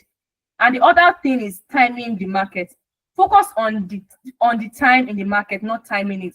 Some people think, especially in stock market, this is very, very common. Some people think, because the stock is dropping now, let me quickly buy and I'll sell when it is doing well. So they will not really, really gain the advantage of compound interest and asset appreciation, because they just want to easily buy out and sell out. And sometimes I've seen a case when the person buys, he bought the stock and stock started, because he heard the stock will be doing so well. The next day, the stock crashed. And that's how that can happen. And I've seen somebody that's, because the stock is already doing well, he heard that the stock will start dropping the next day. He sold everything. And the third day, the stock keeps going up. And it was beautiful. And it was really sad. So all these things, it's because it was timing the market. Before you invest in all these things, understand the conditions involved, understand the market conditions, understand the government policy, because government policy goes a long way. It can make things go up and it can make things come down. Understand how businesses operate before you invest in things like this. And emotional investing. Avoid panics during market turndowns. Some people, because when they invest in certain asset classes and the returns start dropping, they are going to be panicking or they'll sell. And sometimes market is it's a two-way thing. It goes up, it comes down. So sometimes everything might be going well, you might invest in something and you are getting the best return from it. And sometimes everything is just crumbling, it's coming down. It happens in businesses too. There's sometimes that you make big sales and sometimes you be begging customer come and buy. You do sales, people will not come. So that happens too in when you are investing. So you just need to understand, okay, when should I buy and when should I sell? That will happen when you've done your analysis. And the last one here is ignoring fees. High fees can erode your returns over time. This is very common, especially with money markets, mutual funds, and stock markets. Sometimes when you buy stocks here and the charges, you might not even know it comes with charges sometimes. There's management fee, there's commission or something, there's some hidden charges. And the stock is not doing well. You'll be frustrated that this stock is not doing well. When you want to sell again, the same people again will still charge you for management fee. It does well, it does not do well. It's not their business. They will still charge you the same fee again. So if you don't understand the fees and you're just investing, it will be as if you're just giving your money to somebody. Just the same thing with mutual funds too. If you don't understand the hidden fees, because sometimes some people we only charge 1.5%. And when you're doing your calculation, you'll be seeing that another 0 point something has been removed. Another 0 point something has been removed. You will notice that when you're transferring the money, they will also make some deduction again from your account. You are wondering, where is all this money going to? So before you to invest, you need to understand how these people charge their fees so that you can factor that in your investments, and so that thing will not erode your returns. And I think this is my last slide. So tools to get started. Robo-advisor automates investing platform for beginners. So for you to invest, there are different platforms and technology has made it very easy for us to invest in different asset classes. So people that want to invest in mutual fund, money market, we have Carrywise that give that services. Stanbic IBTC asset management give that services. Chapel Hills Dema give that services. Meristem gives that services. Future View give that services. A lot of them, just check SEC websites. You see a lot of people that are registered on that SEC and they give that services. Or if you want to invest in the stock market, you see Bamboo, Trove, Afri Invest, you see Meristem, a lot of them give that services too. So you can check them out, and after you make your analysis and you're sure this is what I want to do, then you can go with them. Another thing is financial apps. Anything you want to do, try to make sure that it is easily accessible, because when it's easily accessible, it will be easy for you to invest your money and track your investment. Yeah. And another thing is brokerage account. Direct access to stock, bonds, and mutual funds. So for you to trade stocks, you need a brokerage account. You cannot just trade stock like that. You cannot say because I want to buy shares with MTN, I'll go to MTN's office. You need a brokerage account to trade stocks. You need a brokerage account to trade bonds. You need a brokerage account to buy mutual funds. So all these platforms I just mentioned, they do all these services. And if you have one that you're already using, then that's fine. Or if you want to know more about all these platforms, SEC website is just it's good. You are good to go to SEC website. You see them, they already start different. I think we have more than 50 brokers. Yeah. I'm not saying 50, more than 150 self. So yes, they keep updating. You can pick from anyone and that perform these services. And the last one here is Islamic finance. For people that want to, okay, I don't want, it's like what Islamic finance means is just basically non-interest banking and follows the Sharia compliance. So people that okay, I don't want to invest in treasury bills, government security bonds because of all these things. So there are other investment houses that actually perform this, that gives these services. We have Taj Bank gives these services. Marble Capitals give these services. We have Alternative Bank gives these services. Lotus Bank gives these services. So you can buy sukuk from them. They also sell mutual funds, and there's real estate investment. So all these investment that they sell and they sell to you, it is compliant with Sharia law, and they have a Sharia board before they release the investment to the market. There's a Sharia board that oversees the investment and check, okay, where are you investing this money to before we actually call it a Sharia compliance investment. So there's a Sharia board that checks that investment before it's released to you, and there's a legal team that checks all these things too. So all these services are offered by different investment houses, like I mentioned. And for Islamic finance, it's not just only for Muslims, because I think most people think of for Islamic finance, it's only Muslims that will get the that can invest. No, Christians, anybody can invest. And Islamic finance is of the opinion that if I'm making money, you are going to make money. If I'm making loss, you also share with my loss. That's what Islamic finance is all about. And I think I am done with my slides. So thank you for listening. Thank you for listening. And now it is the Q&A section. You can send your questions in the chat box. Or we have a queue. Okay. Yes. Oh. Okay, what do I do? Okay. We have a queue. I think you can unmute people to. No, they can mute themselves. I didn't Yeah. mute anybody. Yeah. I can't even see where the raised hands is. I think let's start with Kayode. Yes, Kayode. Okay.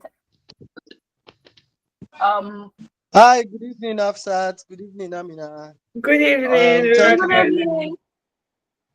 Thank you very much for this session. I mean, you guys have said a couple of things that we didn't know we need or that we're not aware of.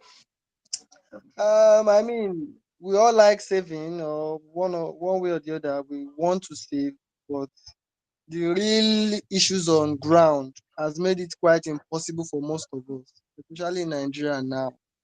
I want to ask, with the real for savings, with the real value of naira dropping like as if we are throwing into well, is it still advisable to save in any capacity? Is it not just better to just probably invest all your money and hope that something even as little as possible can be added to that money when you eventually need it? Then for the investment, would you answer that first? Okay, sure. Can you hear me? Yes, I can hear you. Okay, so for the first one is I get it, the economy is bad, but you can't use 10,000 to do something significant. You can't use 20,000 to do something significant. You want it to accumulate to become something. For instance, when I wanted to travel, I needed like my flight was like 500,000. That's way more than my salary. So I needed it to accumulate, whether the economy is bad or not. I needed it to accumulate so that I can use the money to fund it. Now, will you tell me to use that flight money to go and invest? That's the mistakes we make. Trading is also different from investment. So people put money and after 2 days, they watch market sell, buy, sell, buy, sell. That is trading. For regular individuals that are not business owner or whatever, what we want to do is investment. And investment is when I keep money for retirement. I keep money for house. I keep something long in nature. When you keep that money and you are putting money, not because you need the money after 1 year, but because you need the money after 5 years. Or maybe I got married now and I plan that, okay, I'll give birth. And then when my baby is like 10 years old, she'll be receiving stipend. That is investment. And you will keep putting money every month. But you cannot use that kind of investment to pay for a course, to get married now, to travel abroad, to go for a vacation. It is savings that will help you. The only thing that can come to your rescue now is double your effort. And that's where sacrifices comes in. I know your normal feeding budget is like 50,000 naira. But because of your goals, you might have to bring it down to 30,000. Why is nobody is going to come and help? No, it's let's be very honest. There are times where I have done twice in a day or morning night. That is because I would rather do that than start calling somebody to come and give me money. My definition of financial well-being is Hafsat not borrowing money from anybody. So if it means you already have a tiny body, you just have to make it. See, when you have goals that are motivating you, it's not about you are starving. To be honest, it's not about starving. It's just that you've identified that if I don't get the money within 3 months, the money will double. So instead, sacrifice now, save that money. Instead of spending 6 months to save for that money, try to achieve that same goal within 3 months or so the shorter you can make that duration, the better for you. So saving, no matter what, it is going to help you because you need the money to accumulate. The only other thing can help you is maybe you do a job That is thrift. You get the money first, you make use of it, and then you start repaying back. So that one is more smarter or much better compared to, let's say, borrowing, because borrowing you add interest. But Ajo is a way to get the money up front, do what you want to do before the price changes, and then you'll be paying back the same amount. So saving is not something that you can eliminate.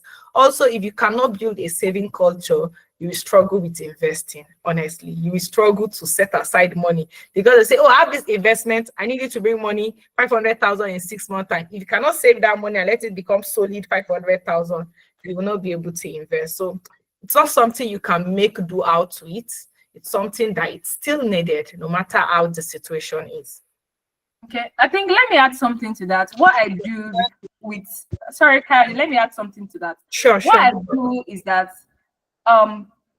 for me, rather than putting that money in my account, I just put that money in mutual funds, because most mutual funds these days you can it's easily accessible.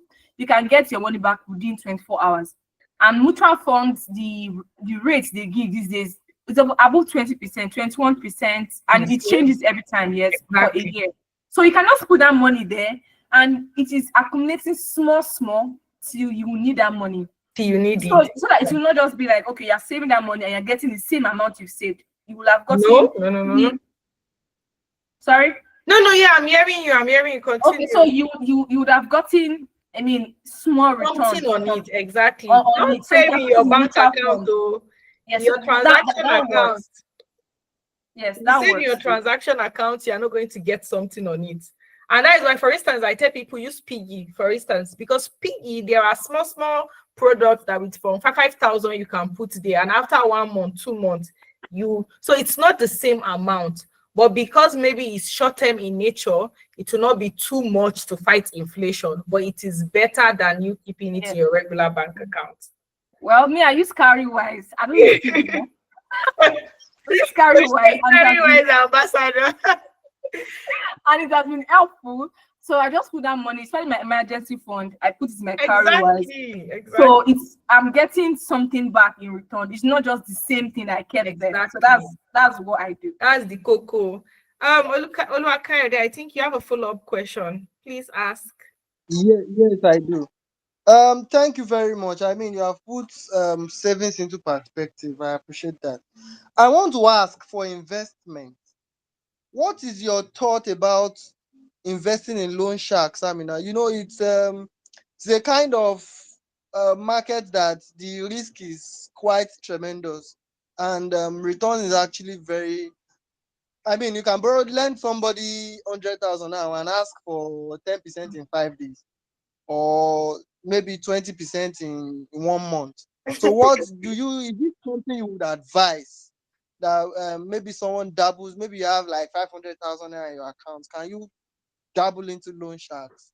What do you advise? Wait, sorry, I'm not trying to get your question. You want to be lending somebody, you want to lend people money, then they'll be giving by 5% return every month or something. Something like that, or maybe somebody that runs a loan shark already. You just lend them your money, they borrow it to other people, give you 10% at the end of 1 week or 2 weeks. Something like that. You said you want loan shark already, sir. You already shark. That's why I asked you a question. I said, for you to build a portfolio, you need to understand your risk appetite. Because loan sharks alone, the risk is like this. Very high. You know that if you're not giving back you have imagine you said you have 500,000 in your account, and you then borrow it out to somebody, and that person is like, oh, I don't have money, my business is not do well, and I'm not paying you back. At that point, you might nearly faint, because that's all you had. So what's the point of giving out that money at a very high interest rate? And you know the kind of economy we are in right now. You know how things are expensive. Any business that is operating on 500,000 naira might not be sustainable, and you know that. So it's not advisable. The risk is too high. It's really too high. And if you want to take that risk, it is fine. That's a risk appetite. But on my own end, the risk is too high and does not worth the stress, because it's going to be stressful. You spend, and it's not even regulated. People, you cannot even report to the authorities that, okay, I borrowed this person and I did not give me back my money. There's no regulation around all these things. So what's the point of doing that? Sorry, I want to clarify something. Sorry, I finished the Oluwakayode. name. Oluwakayode. Are you saying is it okay for you to give your money to companies That's what that it used to is. lend out money so That's that what they it will is. help you lend it out on your behalf? Yes. I think that works. I think I Yeah, have a you know, friend there, that used there are to people borrow that do people this too. money, right? So I Yes. think there's an app I came across recently. It's called Sycamore. You can check it out. But I think what Sycamore does is if you want to borrow people that you know money, you can put a duration, you can put an interest rate if you want, you get, and stuff like that so that you can monitor it. But I think mostly it's about, oh, you want to borrow money to people you know, and you don't want to be going through the hassle of reminding them to pay you back money. And if you want, you can add an interest rate to it, right? So you can check that out. But even if you, I know there are people that actually do lend other people money, but don't call it like a loan shark. Just say maybe, okay, a legitimate loan company. You want to give them your money so that they will be borrowing other people because you are finding it hard to find people to give the money directly to. So I think you can frame it that way. When you say loan shark, it's like you are deliberately saying you have to give your money to people that used to torment people if they don't pay. Exactly. That's how it Oh sounds. God. Someone said I borrowed money last year. I borrowed someone money last year, 1 million naira. Till now, now me they beg the person to return my own money. Oh. So My this is excuse where up and down. Sycamore comes in. It is, Exactly. But the but thing about you borrow people money. investment like that is that they have high risks and high returns. So people that are willing to take risks when they know that okay, this investment is highly risky. That means the return too will be very great. So if you can take up that kind of Exactly. re- Exactly. return risks, then you know that okay, as I'm going to lose a lot of things, I know that I'll gain a lot of things. That's why If you be that hearing was interest rate is like 35%. You people to fear God now. like, so I think we should move to another question. Then, who is there? Okay, the next person is Ozioma. I think I don't know if I pronounced that well. Yeah, Thank you, Kayode, for answering the question. Yes, Uzioma is my name. Good evening, Hafsat and Amina. Thank you for putting evening. this together. I really appreciate. So I was in a noisy environment when you talked about mutual fund, and I did not really get the tool you said someone can use to do that. Secondly, my question is: can a Christian invest in Islamic investment? I Assets know you like get what I'm products. saying. Yes, like Yeah. And Sukuk. Yes. yeah. Okay, And I got to understand, like, I have a Muslim friend and is this kind of person that does not like his money working for him. So I want to ask, this Islamic investment, is there going to be interest on it? okay. And Let why me is it ask. called Islamic? Something like that, Sha. Thank Okay, you. okay. The first question you ask is what apps or what platform give the services of mutual funds Mutual and fund. Mm. yes. So Carrywise actually give that service. There's Carrywise Mutual Fund. There's Stanbic IBTC Asset Management give that I think services. Optimus to Optimus. Yes, Optimus does that too. After invest. Even banks, some banks actually do that too. Yeah. Like Sterling banks, even Lotus Bank do that too. Meristem, Future Waves, a lot of them. That's why I said check SEC website. You see these people and you can pick anyone. You can pick anybody, but the thing is that their interest might it Bar. varies. Yes, Yeah. it varies. And the other one, sorry, I can't remember the other one she asked to. Islamic finance. Okay, Yes, Islamic, yeah. Islamic finance, anybody can buy and sell on in any Islamic banking in Islamic Platform. banking, yes, Yeah. Islamic bank. Even there's a research that shows that most people that actually trade that invest with Islamic finance companies like 50% of them are not even Muslims. Like that means anybody can actually trade with it. And this is how Islamic finance work. It is non-interest based. Let's use Sukuk for an example. So Sukuk is when government wants to raise money to actually build a project. So government will come to the general public like, okay, I need money to raise this project. I want to construct this road, mostly infrastructural projects. They'll come, okay, I need money to construct this road. If you have money, bring it. And when I'm done with this road, the revenues I generate from this road, that's what I'll use to pay you back. So when you are bringing in your money, you're giving in your money to government. Government will give you a certificate. That certificate is called sukuk. That's sukuk certificate. So once the project is done and revenue is being generated on that project, you are going to be paid back. And sometimes it might not be based on revenue, but maybe budget allocation. There'll be a sharing profits formula at the beginning of the investment. You will have agreed, okay, if once I'm done with this project, or at this particular period of time, I'll give you this amount based on how much you've contributed, how much you've invested in this project. So it is not based on interest. It is based on, if this project is doing well, you are going to make your money back, and if it's not doing well, you're not going to make your money back. So that's how suku. But your principal, most cases are guaranteed. Like the amount you invested on that money, most of the time is always guaranteed. It's just the returns that the project is making might not be guaranteed. I don't know if you get my points. Yes, yes, I did. Thank you so much. Yes, thank you. I think we are done with that. So you see, I think your hand is up. You can Yeah, unmute good, yourself. yeah, thank you. Good evening. Good Yeah, evening. first of all, I want to thank you for the section. It was insightful and wonderful. And Thank my you. question is, you talked about mutual funds, and I would like to ask, mutual fund is a good thing, right? But they are in different categories. For instance, now for Stanbic Bank, you will see balance fund, guarantee, and a guarantee enhanced fixed income, if I could remember, and then maybe dollar fund and money market funds. A lot of them like that. So I would like Yes. to ask, which one of those can you advise someone to invest in? Thank you. Okay. There are different kind of mutual funds. To be honest, okay, advice. Since it's advice, okay, fine. There are different kind of mutual funds. Yes, there is mutual fund that is dominated in naira, and there's another one that might be dominated in foreign currency. Some people might prefer that. Okay, I prefer the one dominated in naira because it gives higher returns, maybe over 20% because of the current MPR rates.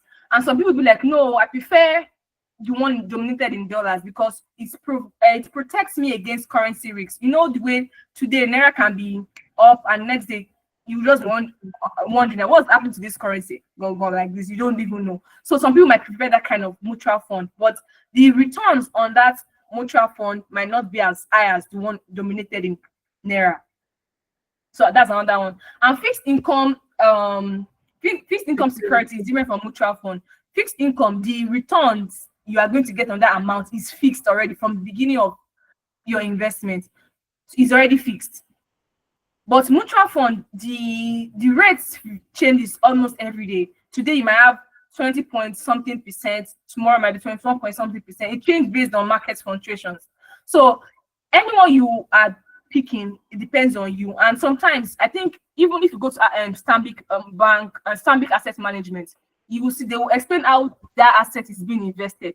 You see 50% is going towards stocks, maybe 30% towards treasury bills, 10% towards real estate, 10% towards cash. They will give you a breakdown on that mutual fund. So then it now depends on you.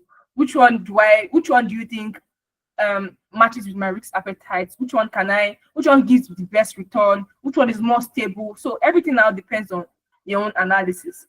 I don't know if I've answered, and if you have something Hafsat, you can add to it, please.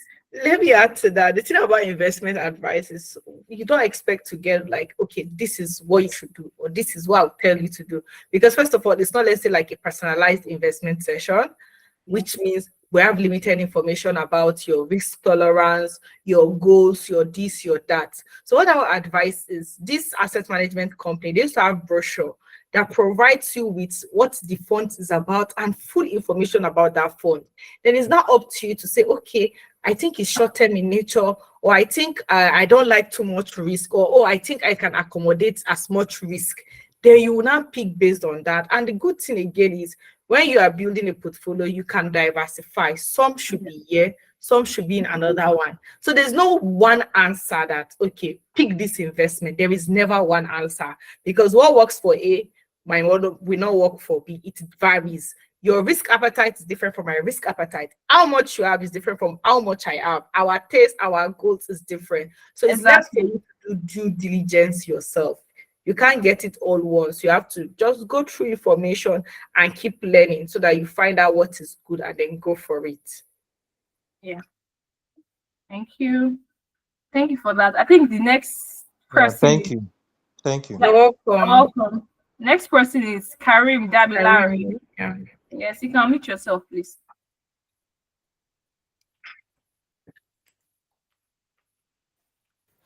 Hello, please can you hear me? Yes, Yes, we we can can. hear Oh. you. Yeah, sorry, I came across this microfinance bank. It's called Bankly Microfinance, and they have this investment program called Invest Pro, which by they said you can earn 35% on your first deposit for the first year, and the returning one will be 20%. I'm being skeptical, and I want to ask if there is anyone that has come across it. In the comment section. Eh? Ah, yes, Baron. No, no. Okay, sorry. I think. Oh, sorry. What's the name again? What's the name of the microfinance Bank, bank? Bankly Microfinance. Okay, Bankley. I think I've heard of. To be honest, I don't know anything about Bankley, but I think I've heard of Bankley before. I think I have. But before you invest, sometimes maybe with all these investment houses, check if they are registered with SEC, because SEC oversees all these investment houses. Check if they are registered. And for them to say 35%, I don't know. Maybe Afsat knows so much about it that she wants to share, and I'll be glad to learn from you right now. Thank you. No, I don't know about the product. Sorry, the app. I think the Well, only I thing don't I know can too. advise is due diligence is very important. Yeah. It is. I remember when the first time I tried the investor, I think that was like 3 years ago. In fact, it was even recommended by one of these popular, let's say, finance hub and stuff like that. I put money did not come out again. And part of the issue is because we don't do due diligence. We just want Yeah, somebody to give us final answer.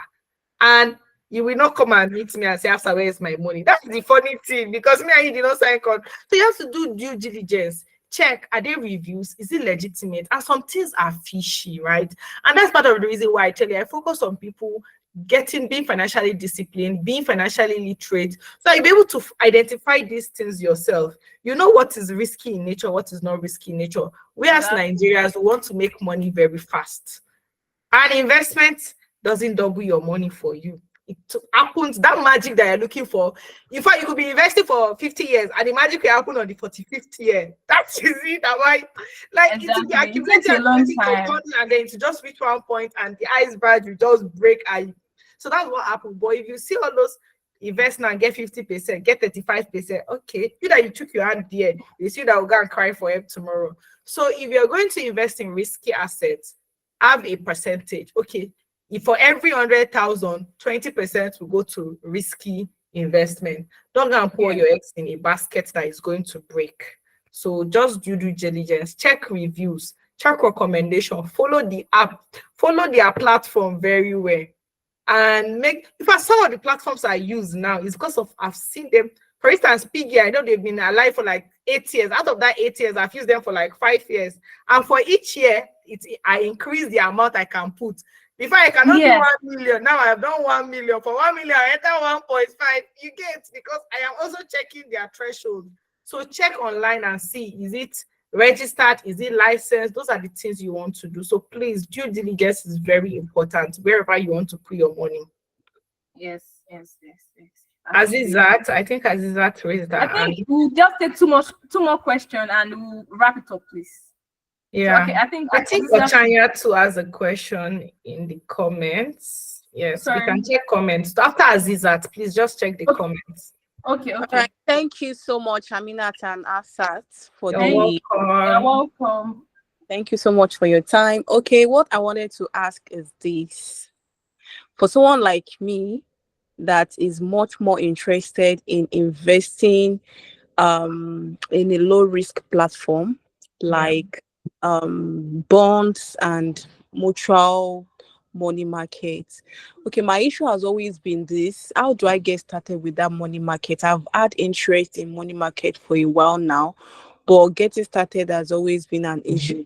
That's number one. Number two, the T bills. I always heard how stable it is, how good it is, and all that. So I wanted to ask, what does government do with the money they borrow from me? What they lend from me? How do they get to, like, you know, Get make money from sure, it. yes, and make sure that I get it back, because I always hear it's very stable and all that. What does government do with it? I know there are other platforms that say, oh, they invest in this, they invest. I just want to have an insight of what government does with people's money when they lend it and refund. Okay. Should I take that? Sure, sure. I could Okay. add to it. Yeah. Okay. The first thing is, if you want to get started with mutual funds, investing in mutual funds, and I think I've mentioned different platforms that actually offer these services. Carrywise, that's my go-to. They do offer these services. Meristem offers mutual fund money market. Stanbic IBT's asset management offers the services. Chapel Hills Dema, Meristem, a lot of them. And I've also said you should check SEC website for all these platforms to actually verify if they are registered. Another thing about T-bills bonds is that, like, these are the two main most common reason why government actually issued T-bills and bonds. Number one is to reduce inflation. You know, inflation is so high in the country right now, and there's too much money in circulation. So government release treasury bill to collect money from people like us who invest, and they give us high percentage back. So at that particular time, when government is taking in the money back, they believe that inflation will be reducing. That's the assumption. Another thing is that when government wants to finance a project, rather than printing money to go and finance that project, they will come back to you as the citizen or foreigners. Okay, I want to release these bonds and to finance this project. I'll pay you back at this duration, and at your maturity date, I'll give you back your money and the remaining interest. So they do that to finance a project. And sometimes, I mean, Nigeria is where Nigeria is. That's why we're not really seeing the project. But for Sukuk, there's sometimes if you go through, I mean, some roads, you'll be seeing this project was financed by Sukuk. You will see some projects like that. There's signboards about it. Yeah, on there's outside. signboards, yes. You see that kind of investment is out there. But most of the time, when governments release all these treasury bills, for right now, what they're doing Fight inflation. is inflation. They're not really investing that money somewhere Trying else. to reduce the supply of money in the economy. Exactly. Because if you have too Supply of much money in money, you circulation. keep buying. Okay, for instance, now the example is, let's say you have 10 bags of rice in the economy, and people have so much money. So the seller will just keep adding money to the bag of rice because 200 people want 100 bag of rice. We keep adding the money, right? So what they are trying to do is trying to reduce the money that is in the economy so that when you have less money, prices can go down. But other times, government use this thing to finance projects. Maybe they do, let's say, like build a road or all these toll gates and whatever. For instance, in Lagos, you see some tolls. Through those tolls, they used to receive, let's say, it gives them money, like it's generating money. You know how many people pass all those Lagos toll gates in a day? Yeah. It might be 100 naira or 200 naira, right? And like she mentioned that time, they print money. Worst case scenario is government. They should be at least be the ones that you can trust the most. And that is why their assets is usually low risk in nature and low return because of the risk. Like they're helping you protect your money and adding small to it. And that is why it's like one of the most like secured assets that you can put your money into.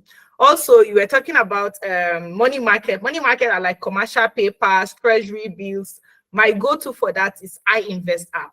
Now, iInvest is a product of Sterling Bank. It's one of their apps, right? So on iInvest, you can see T-bills, you can see commercial papers, you can see some bonds. I've forgotten, you can see Euro bonds too and stuff like that, right? Yeah. You can see the duration, you can see the amount and stuff like that. So through the app, it will give you your clearing number, everything. For every transaction you do, you always receive a document giving you the breakdown, and you can be checking your portfolio. So I use it because I worked at Sterling, so I know the app is like No reliable. wonder. Exactly. So that's like my go-to app, right? Because to me, my number one is safety. You don't want to put your money in an app that is going to disappear, right? So Yeah. I think that is it. There's another question in the comments. So I mean, if you want to take that, Okay, I what's the think this is question? asking about ETF. ETF. Okay, Yeah. okay. But my question is, how do you know if your investment platform are Oh, charging it's you a lot? charging. Like, what is a lot? Okay, what I mean a lot is that, so okay, there was a time I wanted to get mutual fund, and when I asked, okay, how much would you be charging? How much do you charge per year? They said I think 1.5%. And when I did my own calculation here, I was seeing 1.6.7, because me, I check numbers very well, and I always expect, okay, this is, I'm putting my money here, this is how much I'm getting. I've done the rough calculation in my head. So I'm seeing 1.6%. And I had other options of going with some other people that was charging 1.6, because this person said they charge 1.5. That's 0.7 is a lot for me at that time, because I knew other people that they weren't charging as much as that. So that was what I meant by saying, if you're investing, the investment can be a lot. And sometimes the a lot might not be so much. It might not be so much, but the 0 point something, it's something when they're removing it from your fee every time. That's what I mean by a lot. And one thing I factored is when you're transferring the money into the platform, sometimes your bank charges you, and sometimes you might get some debit again from whatever, maybe the third party they are using to transfer the money to them, to their side. So all these charges, when I calculate everything, I'm like, how much am I even getting from you people that I'm getting deducted from here? Like, it doesn't make any sense. That's what I meant by a lot. And for ETF, I think for now, Stanbic offer these services, Stanbic IBTC management.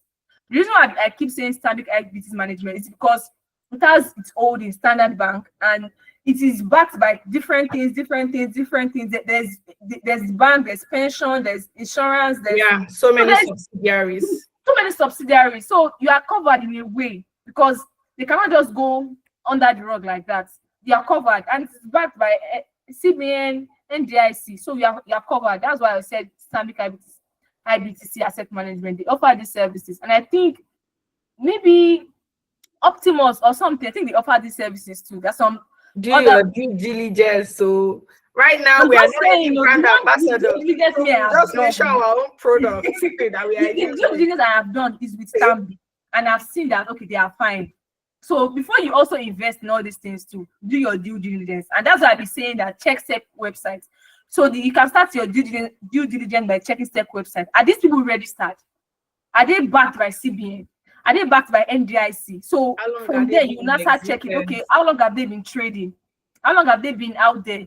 Who are the people? What are the reviews about them online? What are people saying about them? So like that, you can get a good idea of what to do, where to put your money in, and how to go about it. I think I've answered that. And if the work feels too stressful with you, get your investment advice that you will pay. Because we use money to make money. No free, no, you want to invest and you want to save at this. You see, you use money to pay for service. These are the things, resources that rich people have available to them. Yeah. And the likes of myself and Amina are trying to make it more affordable and more accessible to us, right? So if you can't do some of these due diligence by yourself, you should at least be following our me, Amina, other educators in the industry that are providing information about this, that are doing some of these checks for you, that are providing you with summary reports and stuff like that. So you should at least have time to invest in your financial literacy so that you can know what you're doing and be responsible enough to back whatever decisions that you're going to make. Yeah. So I don't know, is there any last questions, or can we have our final words? So okay. Karim is saying Barclays is licensed by CBN and NDS. Like I said, I don't know anything about Barclays, and I cannot say so much about it. And I think I don't know. Right?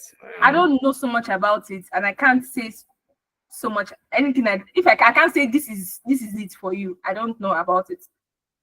So I think we can wrap it up for today, and this has been. The Shukrat is raising her hand though.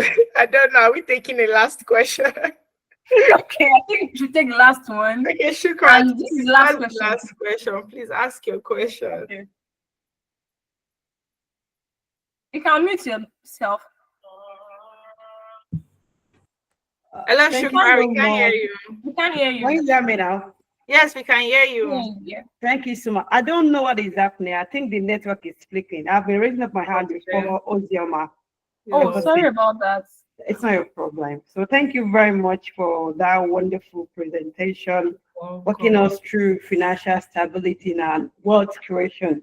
It's really, really wonderful to see the female in the front line. Like Thank I'm you so much impressed. Like I'm so proud of you guys. Well done very much.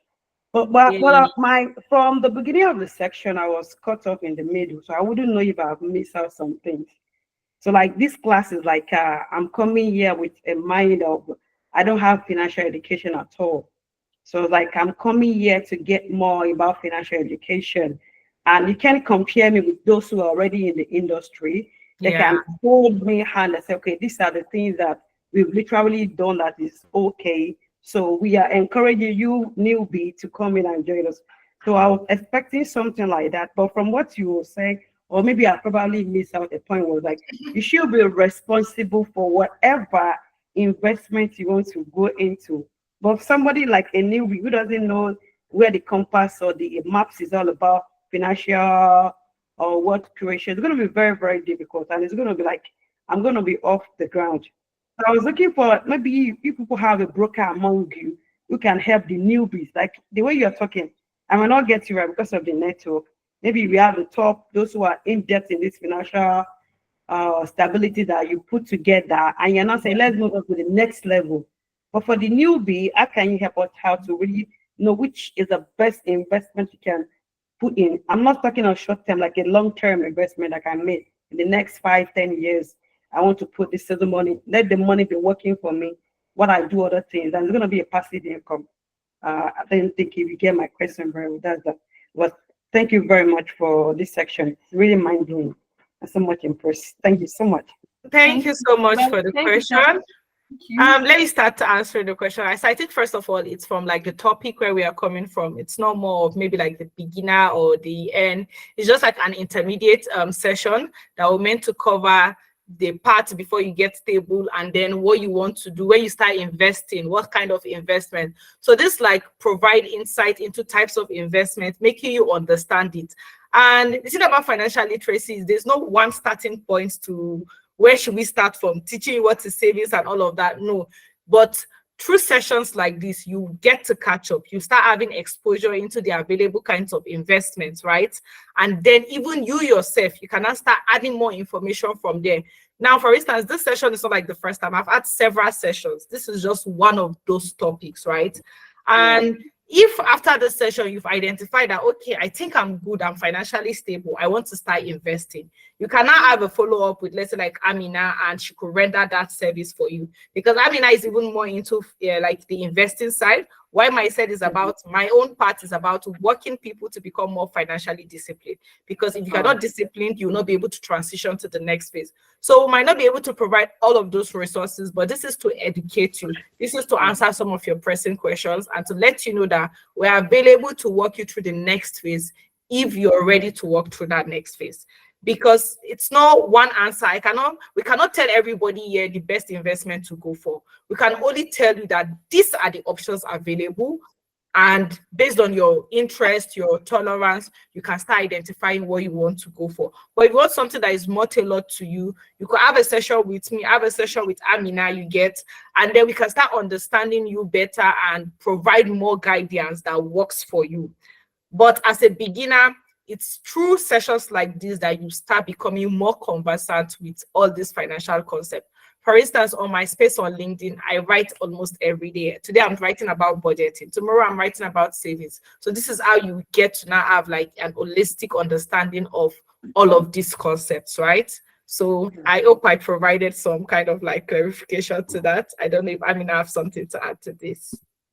Okay, I think you said it all, because everybody, we earn different incomes, number one, and our risk appetite is different.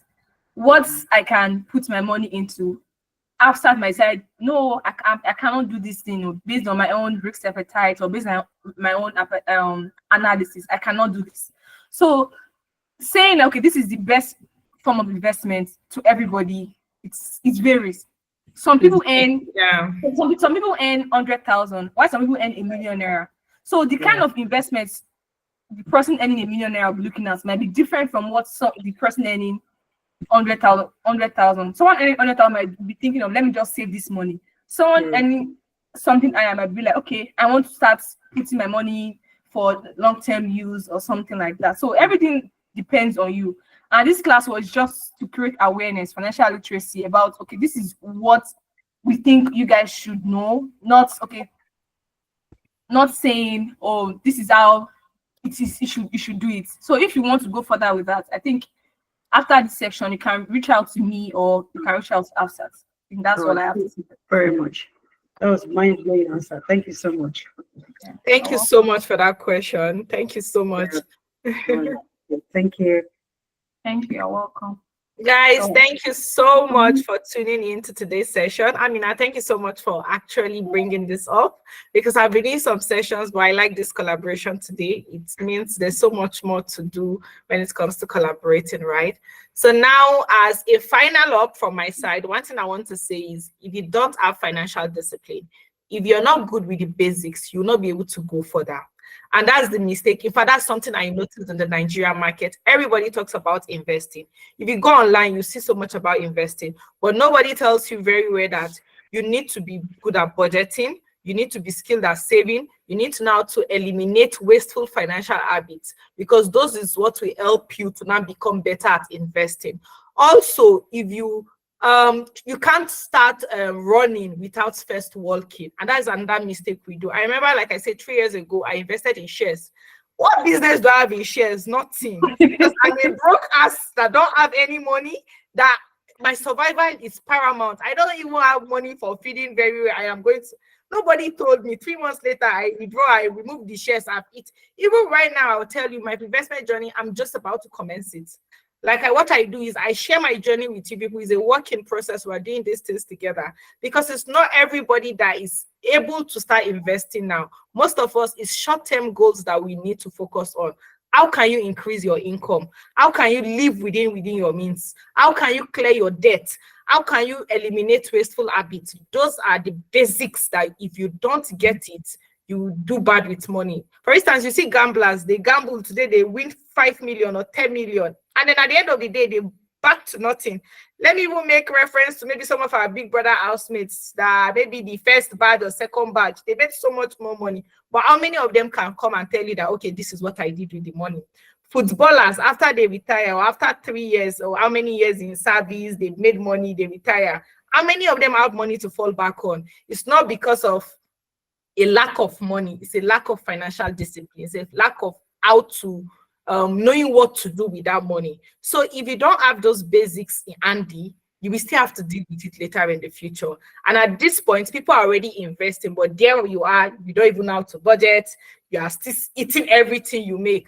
So the sooner you take control of your finances, the more you can now move forward to start investing. So they go all hand in hand. The best way to secure your future is to understand where your money goes and direct the flow of it properly.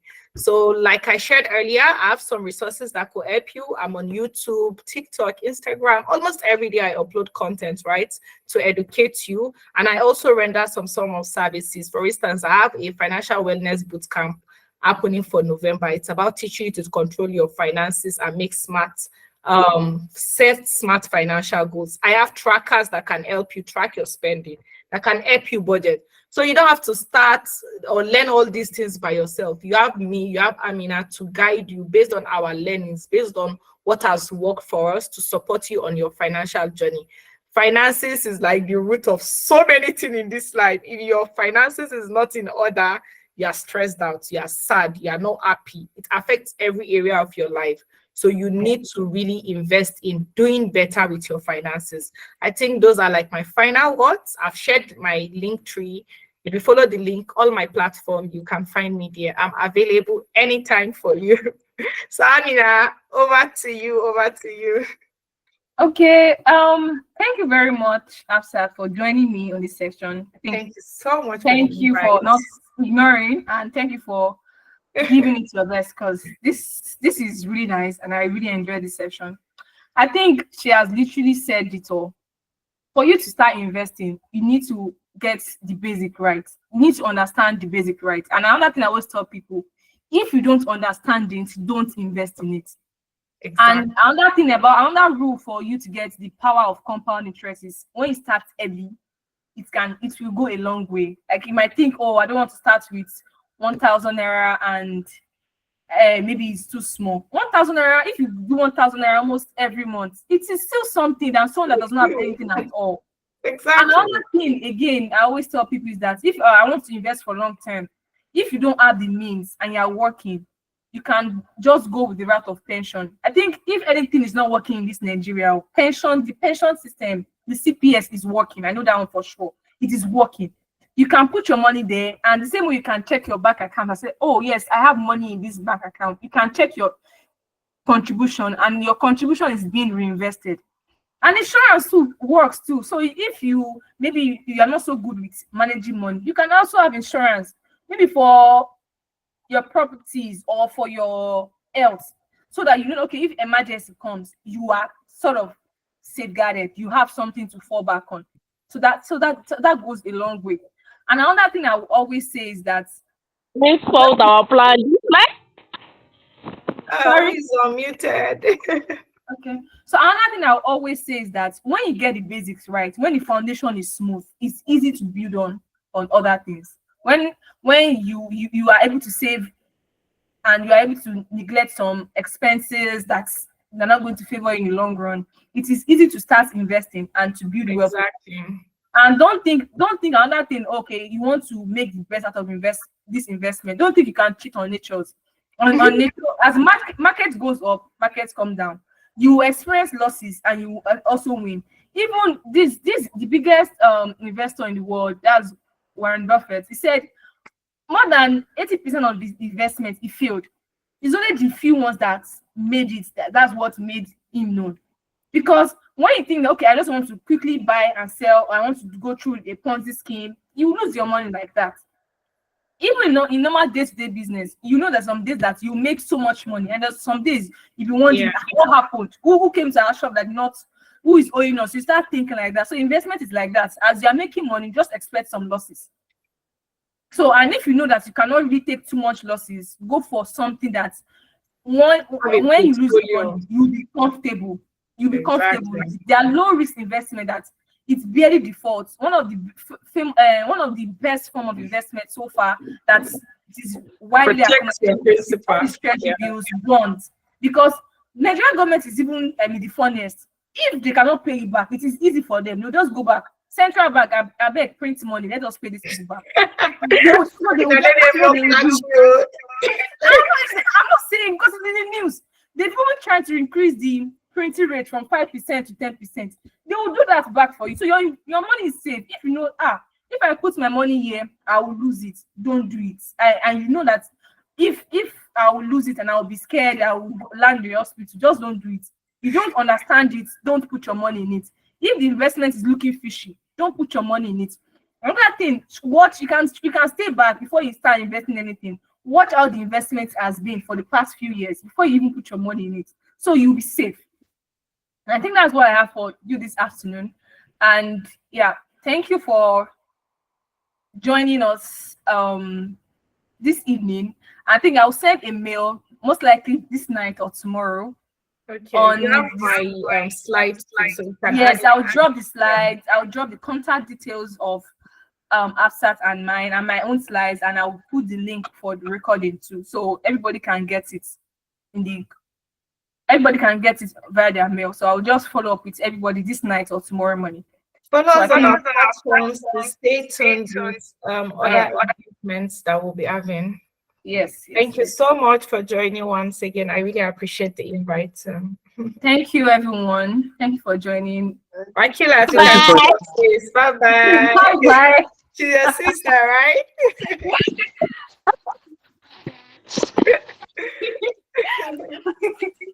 Thank you, everyone. Thank you for joining. I think we. Bye-bye. All right, I mean, I will catch up on WhatsApp. Take All care. right. Take care. Yeah. Bye. Bye.